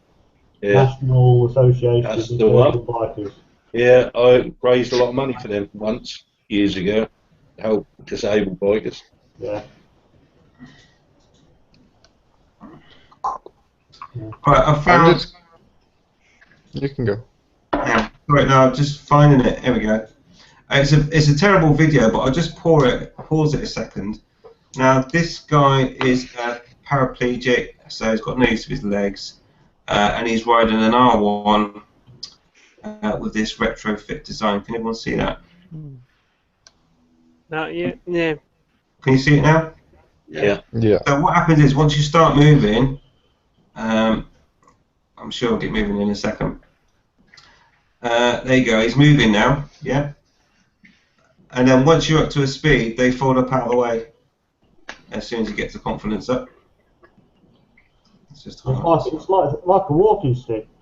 Oh yeah, but it's both sides. It's both sides. Yeah, you'd have expected to have a wheel on the end, really, wouldn't you? Well, yeah, I mean, I think they get more expensive, but this is probably about the cheapest option you've got. Come on, mister. Give it some. There you go. So he's moving now. Get a bloody helmet on. And now, if you look, they've gone up. Yeah, where's his helmet? Oh, for God's sake, Skeggy. So there you go. That's what I'm on about. So you can basically retrofit a normal motorbike with that stuff. And that's what I was on about. What was that? Just don't get to the motorway before you realise you've not oiled it. But anyway, I think that's a great idea because if I was ever in that position, I would definitely prefer that than something with 3 wheels or 4 wheels. Well, those 3-wheeler ones, you still need to put your foot down, don't you? Because you have to stop them, get them upright, and then lock the wheels. Yeah. If you just get off, they fall over. And the other problem is, of course, they don't have 2 wheels; they have 3, which is one of my bugbears. I don't think I'm riding a bike unless it's got two wheels. Kind of obvious, I know, but Well, then you'd be riding a trike. exactly. And I would not like to ride a trike, unless there was no other way. But that is a way for me to continue riding a bike. So I definitely approach that idea over anything else. Have you not seen the trainer wheels that go on? They're almost like a clip-on rear end with sort of 8-inch wheels or whatever. And it's like, oh, I can't ride my Goldwing anymore. So they put them on the back, and you still use, your both wheels that you used before, but now you've got two more wheels either side on a big triangular pan that's attached to your bike, clips into place, and suddenly it becomes, I don't know, a four-wheeled thing that looks like a trike. Right, so how would you do your 60-degree lean angle, for example? This is it. This is what I'm saying. You can't. You bolt upright. That's no good, is it? Maybe if you did some tight filtering first, once you've filtered through a really small, knock a few you'd of then them be able off. to get the lean. Yeah. Do you think them things would get stuck if you was filtering then, if you was going slow and they came out, and do you think they'd sort of hit all the cars as you went past? Well, as long as they're within the Crutches. handlebars, I think you'd be fine. If they extended out past the handlebars, then I think there'd be a design for it. Be whacking every car as you went past. Yeah, well, maybe we get retrofit a butt for it, so anyone that pisses me off by trying to not look you come to accidentally hit their mirror or something, You come to a hell of a stop if they stuck it to the side, wouldn't you? Oh. Now that I've seen that video, that other thing that you were talking about, I want to say that I saw a guy dressed in full race leathers hop out of his wheelchair and then hit track day. Yeah, absolutely. Yeah, that's probably the poorest version I could probably find for you in terms of design. But yes, I have seen paraplegics doing track days on bikes retrofitted in such a manner. And how cool would that be if you was able to use the lower half of your body, but still be able to go out and ride a bike? I think that's bloody awesome. He's a one-armed track rider, isn't he? Yeah. Yeah, he's only got one arm and he rides a bike like shit off a shovel, mate. Yeah, I know a female rider that's got one arm and she's got a Ducati, and all the controls are on the right arm, and it's just brilliant. She just rides it. The funny thing is, she always jokes, says, if anyone tried to steal it, how to control this? Because you've got the brake and the clutch on the same side. It's genius and it's brilliant, and she can ride it as well, so it's all good. I'm all for that, I'm all for that sort of stuff. Those sort of rider aids I'm happy with. Yeah. We might kind of went off topic there. Anyone else want to talk about, what they think about bikes that aren't bikes, basically, with with 3 wheels, 4 wheels, and more? Yeah, they're not bikes. That's what you meant to say. You're making that question sound so simple, Dave. I've noticed there's a lot more trikes on the road this day and age, and I think it's because of the bike test. They can't be bothered or can't take the bike test, so they just go on 3 wheels with the car license. I know. Do you know what I find though about that is, and the 3-wheel thing? Apart from the ones that can do a 45-degree lean, of course, or maybe a bit more.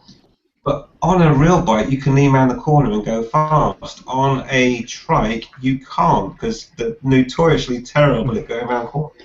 No. Which kind of takes all the fun out of it, really, isn't it? If you can't go around a corner fast. Well, I know Skeggy used to be a trike rider. I've never ridden a trike and probably don't ever want to, but that must be a different experience to riding a motorbike, Skeggy. Yeah, it's a totally different experience.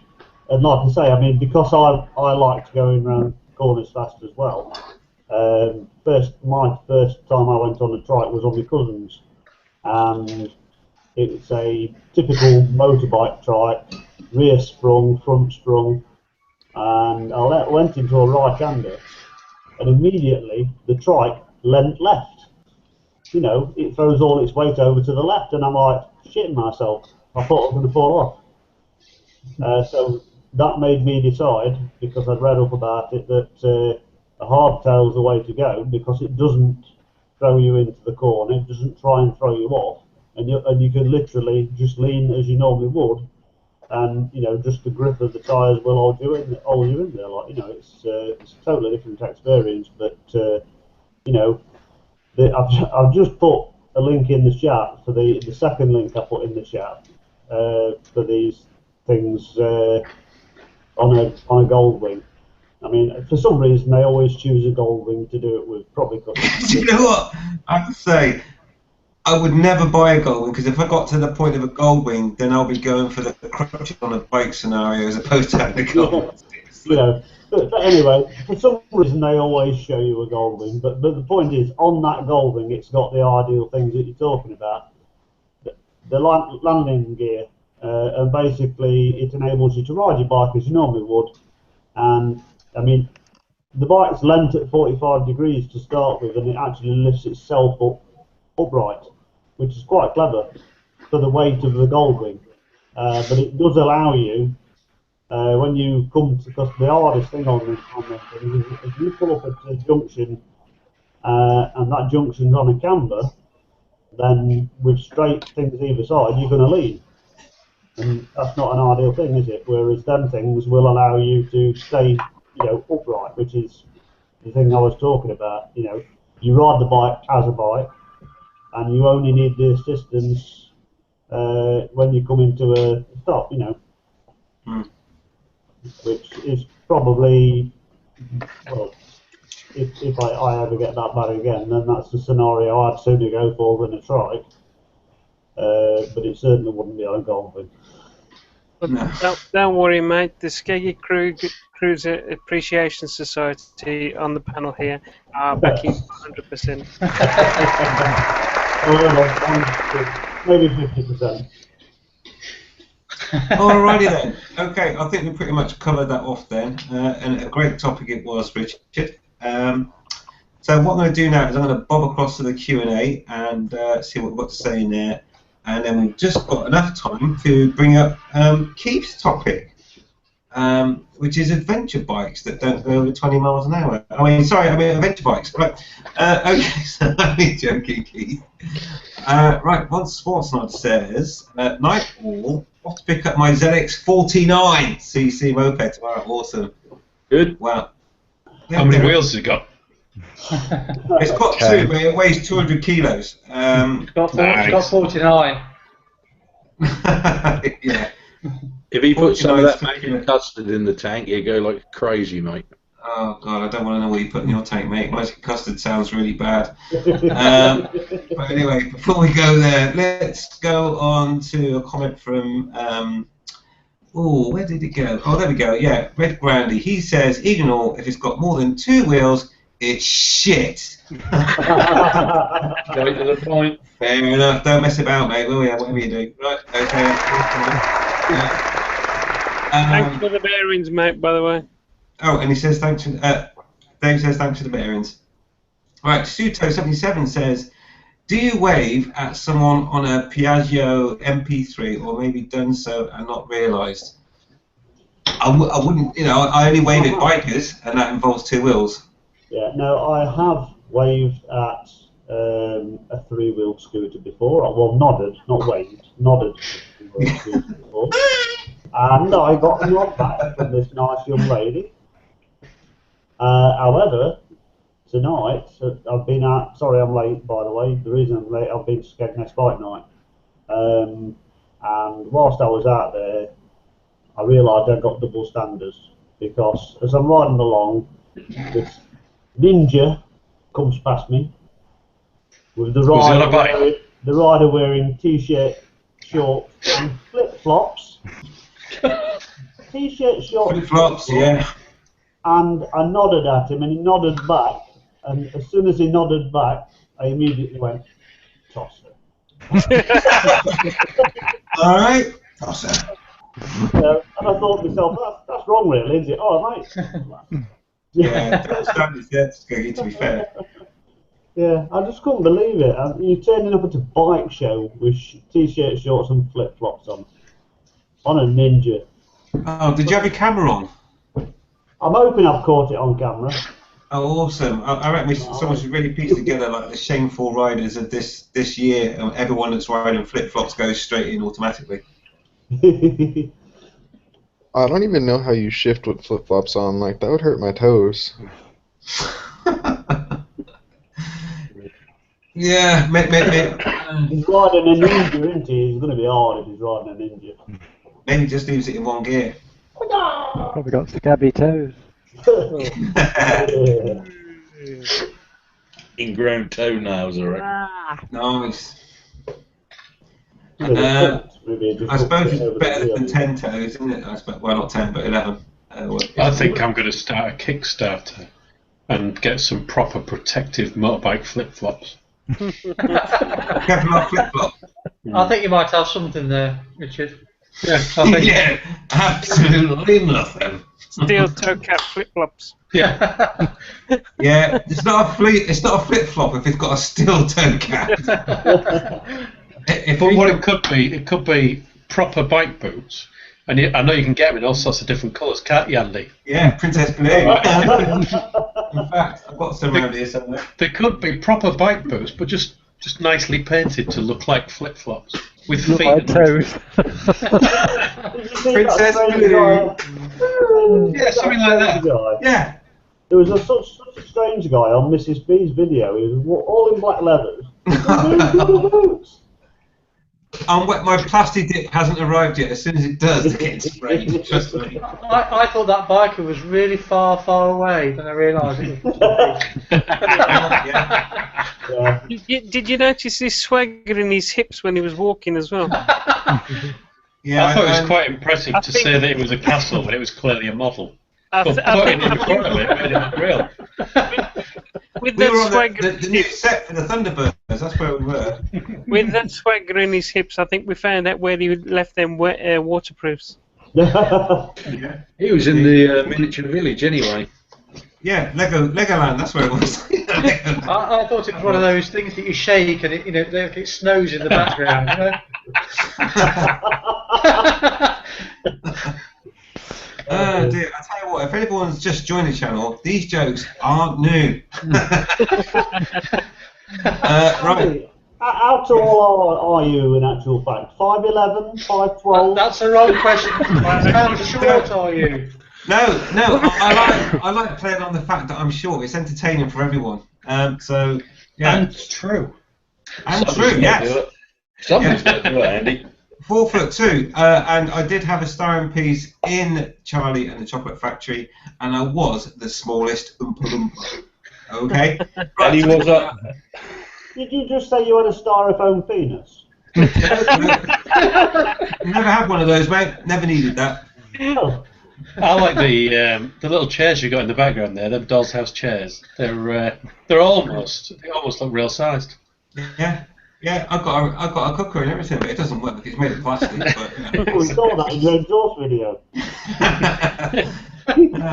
right, okay, let's not talk about me because it's boring. Let's go to the Q&A. Not for us. Not for us. We're enjoying it. Okay. Just Right. picking on him. Yeah. You know that when you diss me every hang on a minute. You know when you diss me and talk about my height.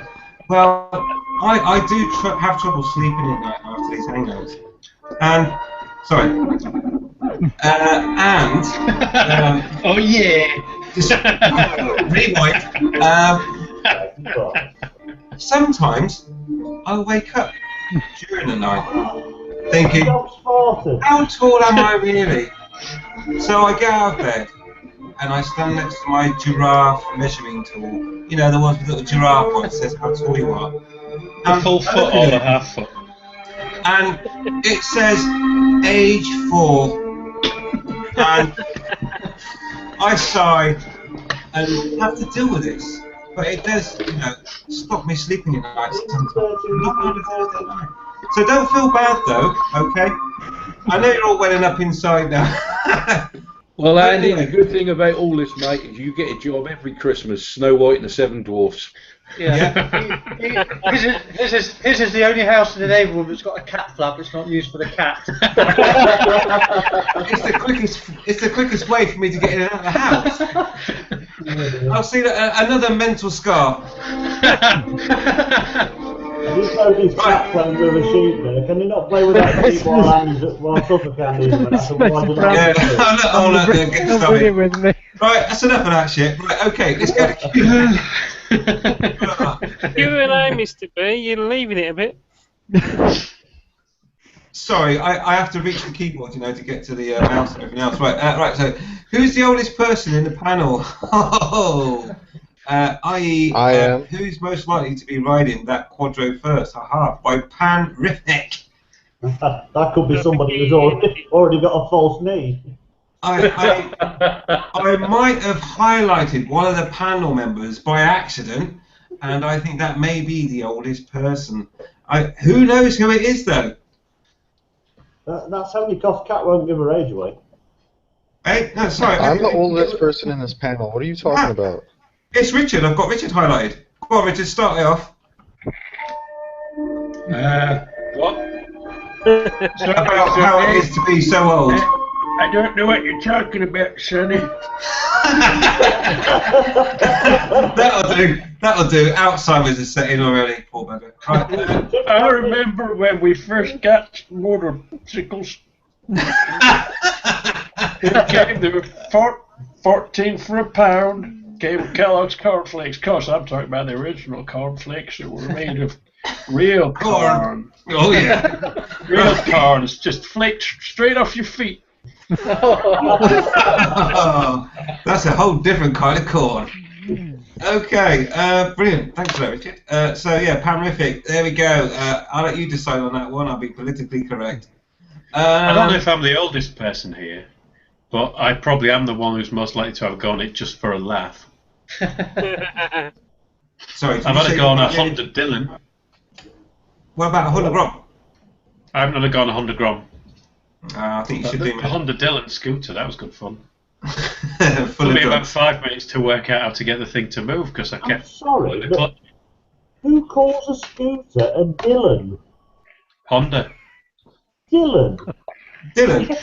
Wasn't that a character off Magic Roundabout? It was the best character on Magic Roundabout. In my day, when I was at school, we used to use it as a kind of put down to other people. Really? Really, Dylan? You big Dylan, dude. In your case, it would be a put up, would it? Yes. Was that a comparison to Dylan Thomas in your days? No, don't worry about me. In my day, when I was little at school, obviously I've always been little, but I was a psycho little person. When I was little, on me. When I was little yesterday. Yeah. No one picked on me because I used to hide under a piece of grass. It's so cruel. Don't worry, I can look after myself, guys. Don't worry about me. But I will say, I might not sleep tonight. Because of that, right? Anyway, let's go to Jacito77. He says, "Don't worry, Mr. B. The story about Napoleon being a half-wit short ass was a ploy by the British to demise him.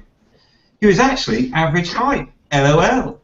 Well, I don't want to disperse. I don't want to debunk anything, mate. I'm really short. Right? Okay. Jacito77. Yeah, but he did have a bad thing going for him. Who was French. Yes. And average height then was 5 foot. I'd sooner be small than French. That is a very good point small. Dave makes. That's a good point Dave makes. Ugly with bad teeth and bad breath and no girlfriend and missing eyeball. Then people. Hang on. Carry on, Dave. No friends. Go on. Carry on. I'd rather be Welsh than be French. Oh, this could get interesting. Insult the Welsh. Oh, what's wrong with Welsh? Let's stop that then. Guess it's trying to hear. Oh, that was a wasted quip. Don't worry, the rest of Wales are watching. Right. Okay, brilliant. Like I'm not going there for a while. Oh my God, we're meant to be doing the adventure bikes for. Oh, don't worry about that. I can't be arsed with that topic again. No, I want to go into that because it's a great link because I can't ride it because I'm not tall enough. Right. True. So, hey, watch it, Andy. Right. So anyway. Did they do an adventure version of the Grom yet? No, they don't. Don't ever go. Just by the way, I did ride one, and an adventure bike was one of my first bike reviews. But let's just not go there and get on with this freaking hangout. You see what I'm saying? Don't ever come to pool bike night, Skiggy, You would cringe. Oh dear. I don't know what he's going to show you. I'm assuming that's with this shorts and t-shirts. Yeah, also he says, regarding the motorbike that I showed in the video, it looked like a motorbike with a pair of crutches, Mr. B. Pretty much, mate, but on hydraulic rams. That's pretty much what it was. And also, Backrow Moto says, how much more does Calm Bike need to eat before he finishes the entire house? Just joking. 4. 4. There you go. 4 more. Oh, and Pamrafik says he enjoyed the Pirates of the Caribbean tonight. Fantastic. Right, so that only leaves us one topic to talk about then before we go, and I think we've got pretty much a full, clean house tonight. So we're going to talk about adventure bikes, and Keith would like to know what sort of adventure bikes he might like to try. Has anyone had an experience of riding an adventure bike? Are there any adventure bikes that folks would recommend that I would consider? Well, Infamous Biker has got one, and he's just bought the Tiger 800. Yeah, he has bought the Tiger, yeah. And he swears by it, it's really good. I've been looking at the 1200 version. Where's MT8 when you need him? Yeah, who else has got one? The Northern Vlogger's got a 1200. Yeah, I looked at the Mr. Oz Adventure, he's got a V-Strom, hasn't he? That's not a bad bike. And I quite like the Kawasaki Versys, to be honest. It's a bit of a weeding machine by all accounts, that one. The Keith just said it's a bit of a weeding machine. Weeding machine, yeah. You don't want that one then, do you? Yeah, you know, go live a little. I did have a ride on one of those a few months back. My mate has got one, Keith, and it was a nice little bike. It was too small for me. Too small. Everything's too small for you, Andy. Yeah, it's really. But I want to hear about your sexual points. We just want to hear about the bike. Okay. Yeah, they're not a bad little bike, mate. He swears by his, and he's at the moment over in Wales. He goes everywhere on it, and he swears by it. Has he got the 1000 or has he got the 650? He's got the 650, and his missus is not what I call a fat bird, but she's not a skinny bird either. And she gets up, and she gets on there fine, and she's she quite enjoys it. Yeah. Because I looked at both the spec for the 650 and the 1000, and in terms of tank capacity, they're both the same. There's no, I thought you might get a slightly larger tank capacity with having the bigger of the two bikes, but actually they're both the same. So I think Tim said that his missus liked the 1200 Tiger better than the one he got, but he says that he's wish he'd had gone for the bigger one. I think I'm not really sure, but I think he said something on that line. That's what his missus said too. It was bigger. Yeah. I'm surprised. That's what she said. I'm surprised Keith's in the hangout tonight because he didn't want to get back from Skegness Bike Night so quickly. Because I took this photo of his bike before he left. Where was that taken? Tonight at Skegness Bike Night. Bloody, I made it quick, didn't I? And then you all say I'm slow. Have you got Dunlop Sports on yours? Yeah, I've got that white crayon as well to go on the rims as well. White crayon? Yeah. Seriously, I took that tonight. I honestly thought you was there. You know what? I've never ever seen another white SV with a full fairing on it. Yeah. I've seen the blue one, but never the white one. So yeah. There you go. You're not on your own. It was quite tardy.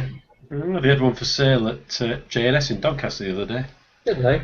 I looked at it, I thought Keith sold his bike. Was it a fully faired one, Richard? Exactly the same as yours. Yeah. Just taking it back to almost sensibility, Bike did a review of the Tiger 800 recently and said it's basically pretty much the best thing you can buy for an adventure bike. They said it stops all over the BMW and is thousands of pounds less. It's just got everything that you need in an adventure bike, and it's got plenty of grunt in it for what it is. I would imagine if you went much bigger than an 800 and you used it as an adventure bike, then it starts to get too heavy. Yeah. Whereas the whole idea of going to a 1200 or whatever is fine if you're going to be doing a lot of touring and long distance, But if you're using it as a true adventure bike should be used, an 800 is going to be big enough. Are you going to take it off road? I mean, I wouldn't. It's dangerous. But you might. Well, I mean, especially in Ireland, there was a number of roads where you wouldn't class them as roads necessarily. It almost became grass.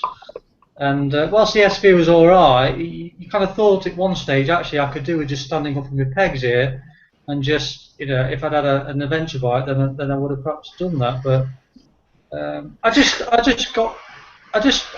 want to do that bit more of that type of riding. I want to do a few more tours, and I want something that's a bit more comfortable. Is going to get me a bit better mileage range out of it, so there's less need to stop and fill up, and it's a bit more practical for that kind of riding, really. And then You're going to go for the full panniers, I guess. Yeah, and the panniers as well, because I use the flexible panniers, the material ones, which they're okay, but eventually they start looking a bit lopsided because throughout the week. No, but you know what I mean. You don't Sorry, I was thinking of something else there, mate. No, but when you initially pack them, then you pack everything it's even, but you tend to as the week progresses, you think, oh, so I'm just going to shove a bit more in that one, and they're not quite as To be fair, mount leathers are quite tight around that area as well. Let's not talk about them. But you got wet a few times as well. Whereas if you had a hard pannier, they wouldn't get so wet. Everything. Cram in. I had to double bag everything. Yeah, it's like double bag it, mate. It's like the same. These people camping, I don't know. The thing is, though, you say about like the grassy lanes and stuff like that. Grassy lanes? God, what's going on here? Grassy lanes. But I don't know if you saw Gazatron's. I know it's Northern Vlogger. Yeah, I did. Yeah, Northern Vlogger. Yeah. We rode up a grass knoll, a hill basically. Quite a high. Yeah, I mean the SV was all right. It performed all right, but I just, you just thought, well, this kind of road, you'd be better off standing on on your pegs on a bit of a higher adventure type bike. But as it was, it was fine. I mean, it didn't underperform in any way, but it just got me thinking a bit. Really, that was all. My bike's comfortable and stand up on that. Yeah, trying to be. If you go with that and you're not you're sticking with road tyres, then you're not going to get anything extra for loose stuff, are you? No. So, and if you get knobbly tyres, your road ride is much worse. Yeah. So I don't know. I mean, I know that from what I was doing while it was all going well, standing up was great fun. But is it going to make a huge amount of difference if you have a wheel slide? I mean, I was on this 250 and you just powered through stuff. There were potholes that were a foot deep and you just powered through it. But if you did that on one of these big adventure bikes without a lot of training and stuff, are you just going to end up with, instead of having a 150 kilo bike on top of you, you're going to end up having a 250 kilo bike on top of you? Mm-hmm. Yeah, I think the thing that annoys me most about the adventure bike concept is that they supply them with road tyres, and I think they should have, the multi-terrain tyres, because I would like to just be able to shoot off the road. And I don't, obviously knobbly tyres or a compromise between the two are going to wear down quicker on the road. But, you can just go off-road at any point and have a lot of fun. But supplying them with road tyres just makes a mockery of the whole idea of an adventure bike. I like the look of the the 80% road tire with the 20%. Like, they're not knobbies, but they've got enough cuts in the tread pattern that if you are off-road, you can actually catch the loose dirt. Yeah. What's this fashion at the moment with calf racers with knobblies on? What's that all about? Awesomeness. I don't see the point of that. That's probably from Del Boy, because he did his bandit into a calf racer, didn't he? And he had knobblies on that. They're making them standard, aren't they? Like Ducati Scrambler you can get with knobblies, can't you? Yeah, the Scramblers. The calf racer with knobblies on, I can't see the point. It's kind of stupid, really, isn't it? Because well, it's not. No, it's not a calf racer. It's a brat style. It's a what? It is brat style. Rat style. Rat style. It's not. They look like a calf racer, but they tend to not have the handlebars down so low, and it's called rat style. Tend to have a slimline seat and things like that. A bit more like what John Cactus has done. If they've got cow horns and stuff, then fair enough. But you know, calf race, say drop handlebars and all the rest of it, nobody's is just stupid. Because it just defeats the whole point. It's a racer, so obviously you're going to race it, not go off the road. It's a fashion statement, isn't it? Oh, feeling right. I would say it's a stupid statement, actually. I wouldn't say it's fashion at all. I've got a racing bike and I've got no tyres on it. Whoever said that fashion wasn't stupid.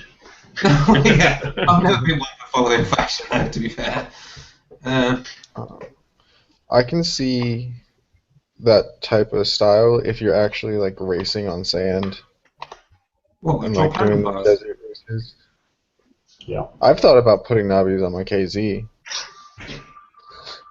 Yeah, but you want the cow horns for stability. If you're riding on like racing on sand, you need that big control thing. If you've got little short handlebars, well, say good luck to your arms because they'll just turn to jelly after 5 minutes.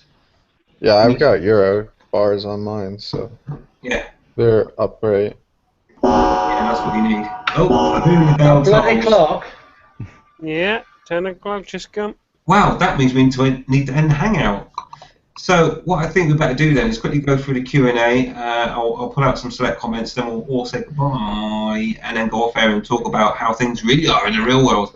Right, so yeah, Panriff. Anyway, Pirates Caribbean tonight. Yes, it certainly seems to be. Well, for some of us. Big Kev says so many Johnny Depps. I don't know about that. Hat doesn't just cut it, does it? What's the word, Johnny Depps? I'm sorry. To Big Kev mentioned. Oh, I clicked on it and it disappeared. It's come back again. All right. Yeah, the V-Strom. I've been to V-Strom. It was, you know, it was great. You know, it came with road tyres though, and I wanted to go off road, so it's a bit pointless. It's a peach of an engine though, isn't it? The V-Strom, because obviously my TL's a similar engine, and it's an amazing engine. Oh yeah, oh no, it had the torque. It definitely had the torque, but I couldn't go off road on it because it was supplied with road tyres. But yeah, and it's quite a tall bike as well. So for someone short like me, you know, you have to sort of, you know, get up on it. My TL it's got I think it's a 33-inch saddle. It's stupid. 33 inches. Or get on to OH comment. Which one? Is there anyone? What about me? Get me balls slapped. What? What? Top one, isn't it? Is it this one? I watched you lot bounce. I watched you lot bounce around those Irish roads, Keith, and chose my times for standing up as well. I could hear your screams from 100 yards down the road as your balls slap, as you got your balls slap. And your riding panniers looked like they were falling off half the time. Yeah, I agree with that. So basically, one of your bags hangs lower than the other, is what you're saying. That's the same for most blokes, I understand. Quickly moving on, let's go to Big Kev. And he says, with adventure bikes, yes, I did that deliberately. With adventure bikes, what type of riding you do, tyre selection needs consideration, indeed. Yeah. Panrific also says, or is it Peter Pan, Eternal Youth, and Ali, and all that? Sorry, yes, the dumb button getting in the way there. I don't know if you know about it, but I got what they call a floater in my eye, and that's why I struggle to read some stuff, because the floater gets in the way. I floated in the toilets earlier. Nice, cheers. Get some glasses. I just can't read, that's my excuse. He's got some glasses, he's just too bloody vain to wear them. Yeah. Anyway, so where he comes in and says, Joe, what's up with the florid rider? Did you hang not so long back? I didn't get to make it to the meetup, but he's in really bad shape right now. He's had to have a few brain surgeries to relieve swelling, and he's been in a coma for about 2 weeks. And today, I believe, is that they're taking him off of life support to see if his let his body do the course that it's gonna do. So he's in really bad shape. There's a GoFundMe up. I've posted it in all the motovlogging Facebook pages, and it's also on his Facebook page if you want to help donate. Hey Joe, feel free to put a link to that in the comments in this video, buddy. Yeah. Nice one. Okay, well, hopefully he pulls through. I'll actually send that to you right now in the side chat, so you can put it in the description or whatever. Am I right in assuming that wasn't it wasn't bike related, was it? No. No. No, it's not bike related. was not bike related. But the Florida rider, you all, I'm sure, know who he is. He's helped out a lot of up and comers, and he just needs our help now. Yeah, and all the best to his family as well. Absolutely, yeah. Okay, well, let's hopefully he will pull through that, and we can get to go and ride again. So let's try and end on a slightly lighter note if we can. Pamrific says, had a fully fed SB650S myself. Bloody great bike, Keith. Yeah, good bike. Nice and steady it is. Nice and steady, yeah. Mrs. B's obviously got one waiting for her as soon as she passes her test. Yeah. Lads along well. Yeah, hopefully not much longer. Yeah. Really not much longer. And also, finally then, Pamrific says, suggest new Yamaha Tracer for you, Keith. Yeah? Yeah, so I looked at that. I looked at the Tracer. It looks a nice bike. Very nice bike. I have to warn you though, Keith, it's got the same power as the MT-09. What are you trying to suggest? Hey, what are you trying to suggest? You know. It is an MT-09, isn't it? Gonna go for it. I know where you live now. I know where you live. Yeah, come to me for another one. I'll come through that cat flap and get hold of your leg. Yeah. Yeah, the Tracer is a nice bike. I like the Tracer. It looks nice. Yeah. It's a nice little conversion of the MT-09, but as Richard said, yes, it's basically an MT-09. Yeah. And Skeggy Cruisers put up the link to the GoFundMe for the Florida Rider, so there we go. Check that link out and go fund if you so wish to do so. Right, that is the Q&A cleared down, and so now it only leaves me to go through the panel, slightly overdue, but here we go anyway, and get everyone to say goodbye, and then we can go off air and talk about real world stuff. So let's start well, let's go ladies first. Catherine, over to you. Well, thank you for inviting me, and good night, everyone, and see you next time. Excellent, brilliant. Cheers, Catherine. All right, across to Joe, lighting up 550. Thanks for having me, guys. It was awesome once again. I try and make more of these during the day, but I've been working more and more, so.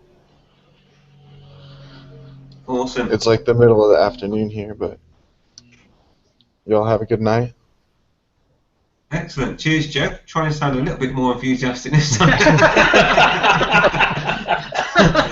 I thought he was going to say, but I just wanted to say one more thing. My pet dog died, and I've just got stuff on my mind.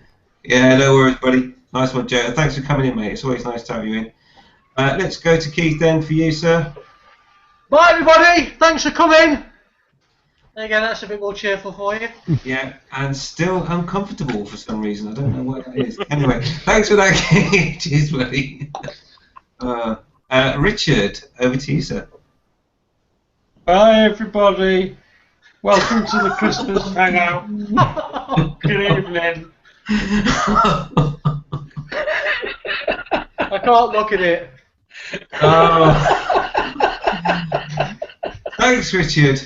Oh. You're welcome. Oh, God. It's getting quick.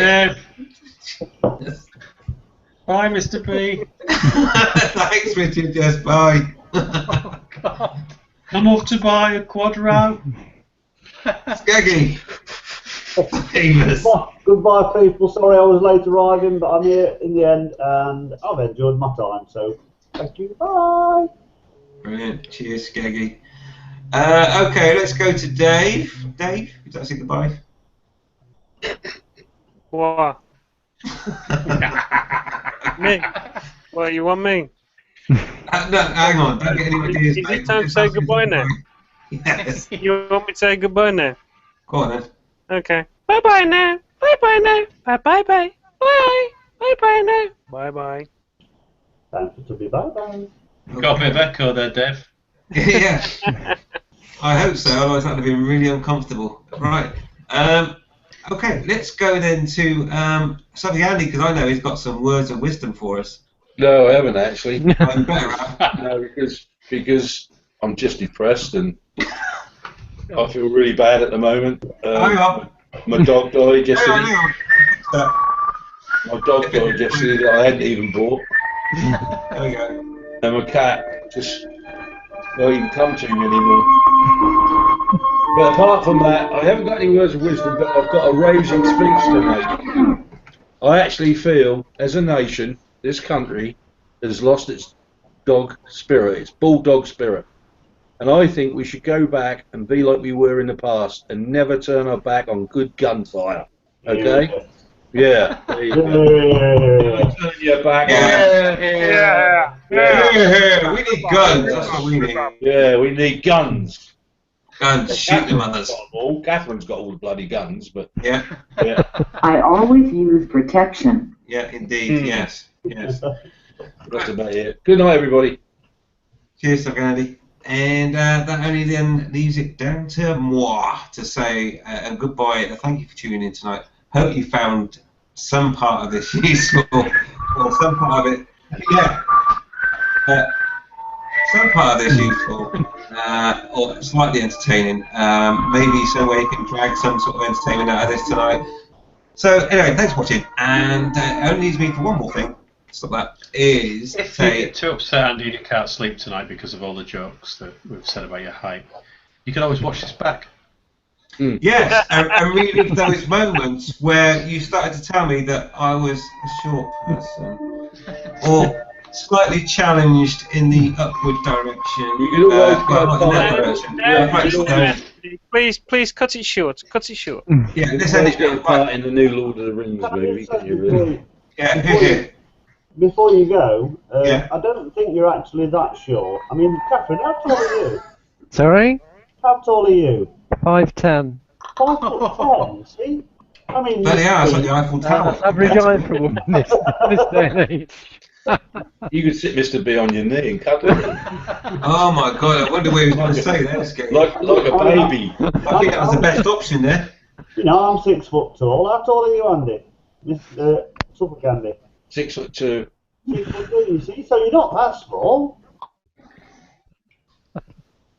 It's the same two numbers, isn't it? 6 and 2. Yeah. It's the other way around. Except for I'm 2'6". Yeah, there we go. Right. Okay, Okay, right, let's end go inside one of the little SD holders. Hey, I have to use an adapter. Right, now, let's end this now and say goodbye. So, look, thanks for everyone for tuning in. Thanks for all your questions in the day. It's been awesome. Thanks to the panel. They've been awesome also. And so, therefore, don't forget, you can tune into Bobby's Hangout on a Tuesday if you love the Hangout stuff, and it's on the same time as this one. But if not, you can always come back to us on Thursday. And also, I will quickly mention, of course, Sunday Safety this weekend is all about riding in the wet. And if we get time, pillion passengers as well. Okay, so tune in for that as well if you like. Let's go off there and say good night. And don't forget to ride safe. Ride invisible. Ride a small bike.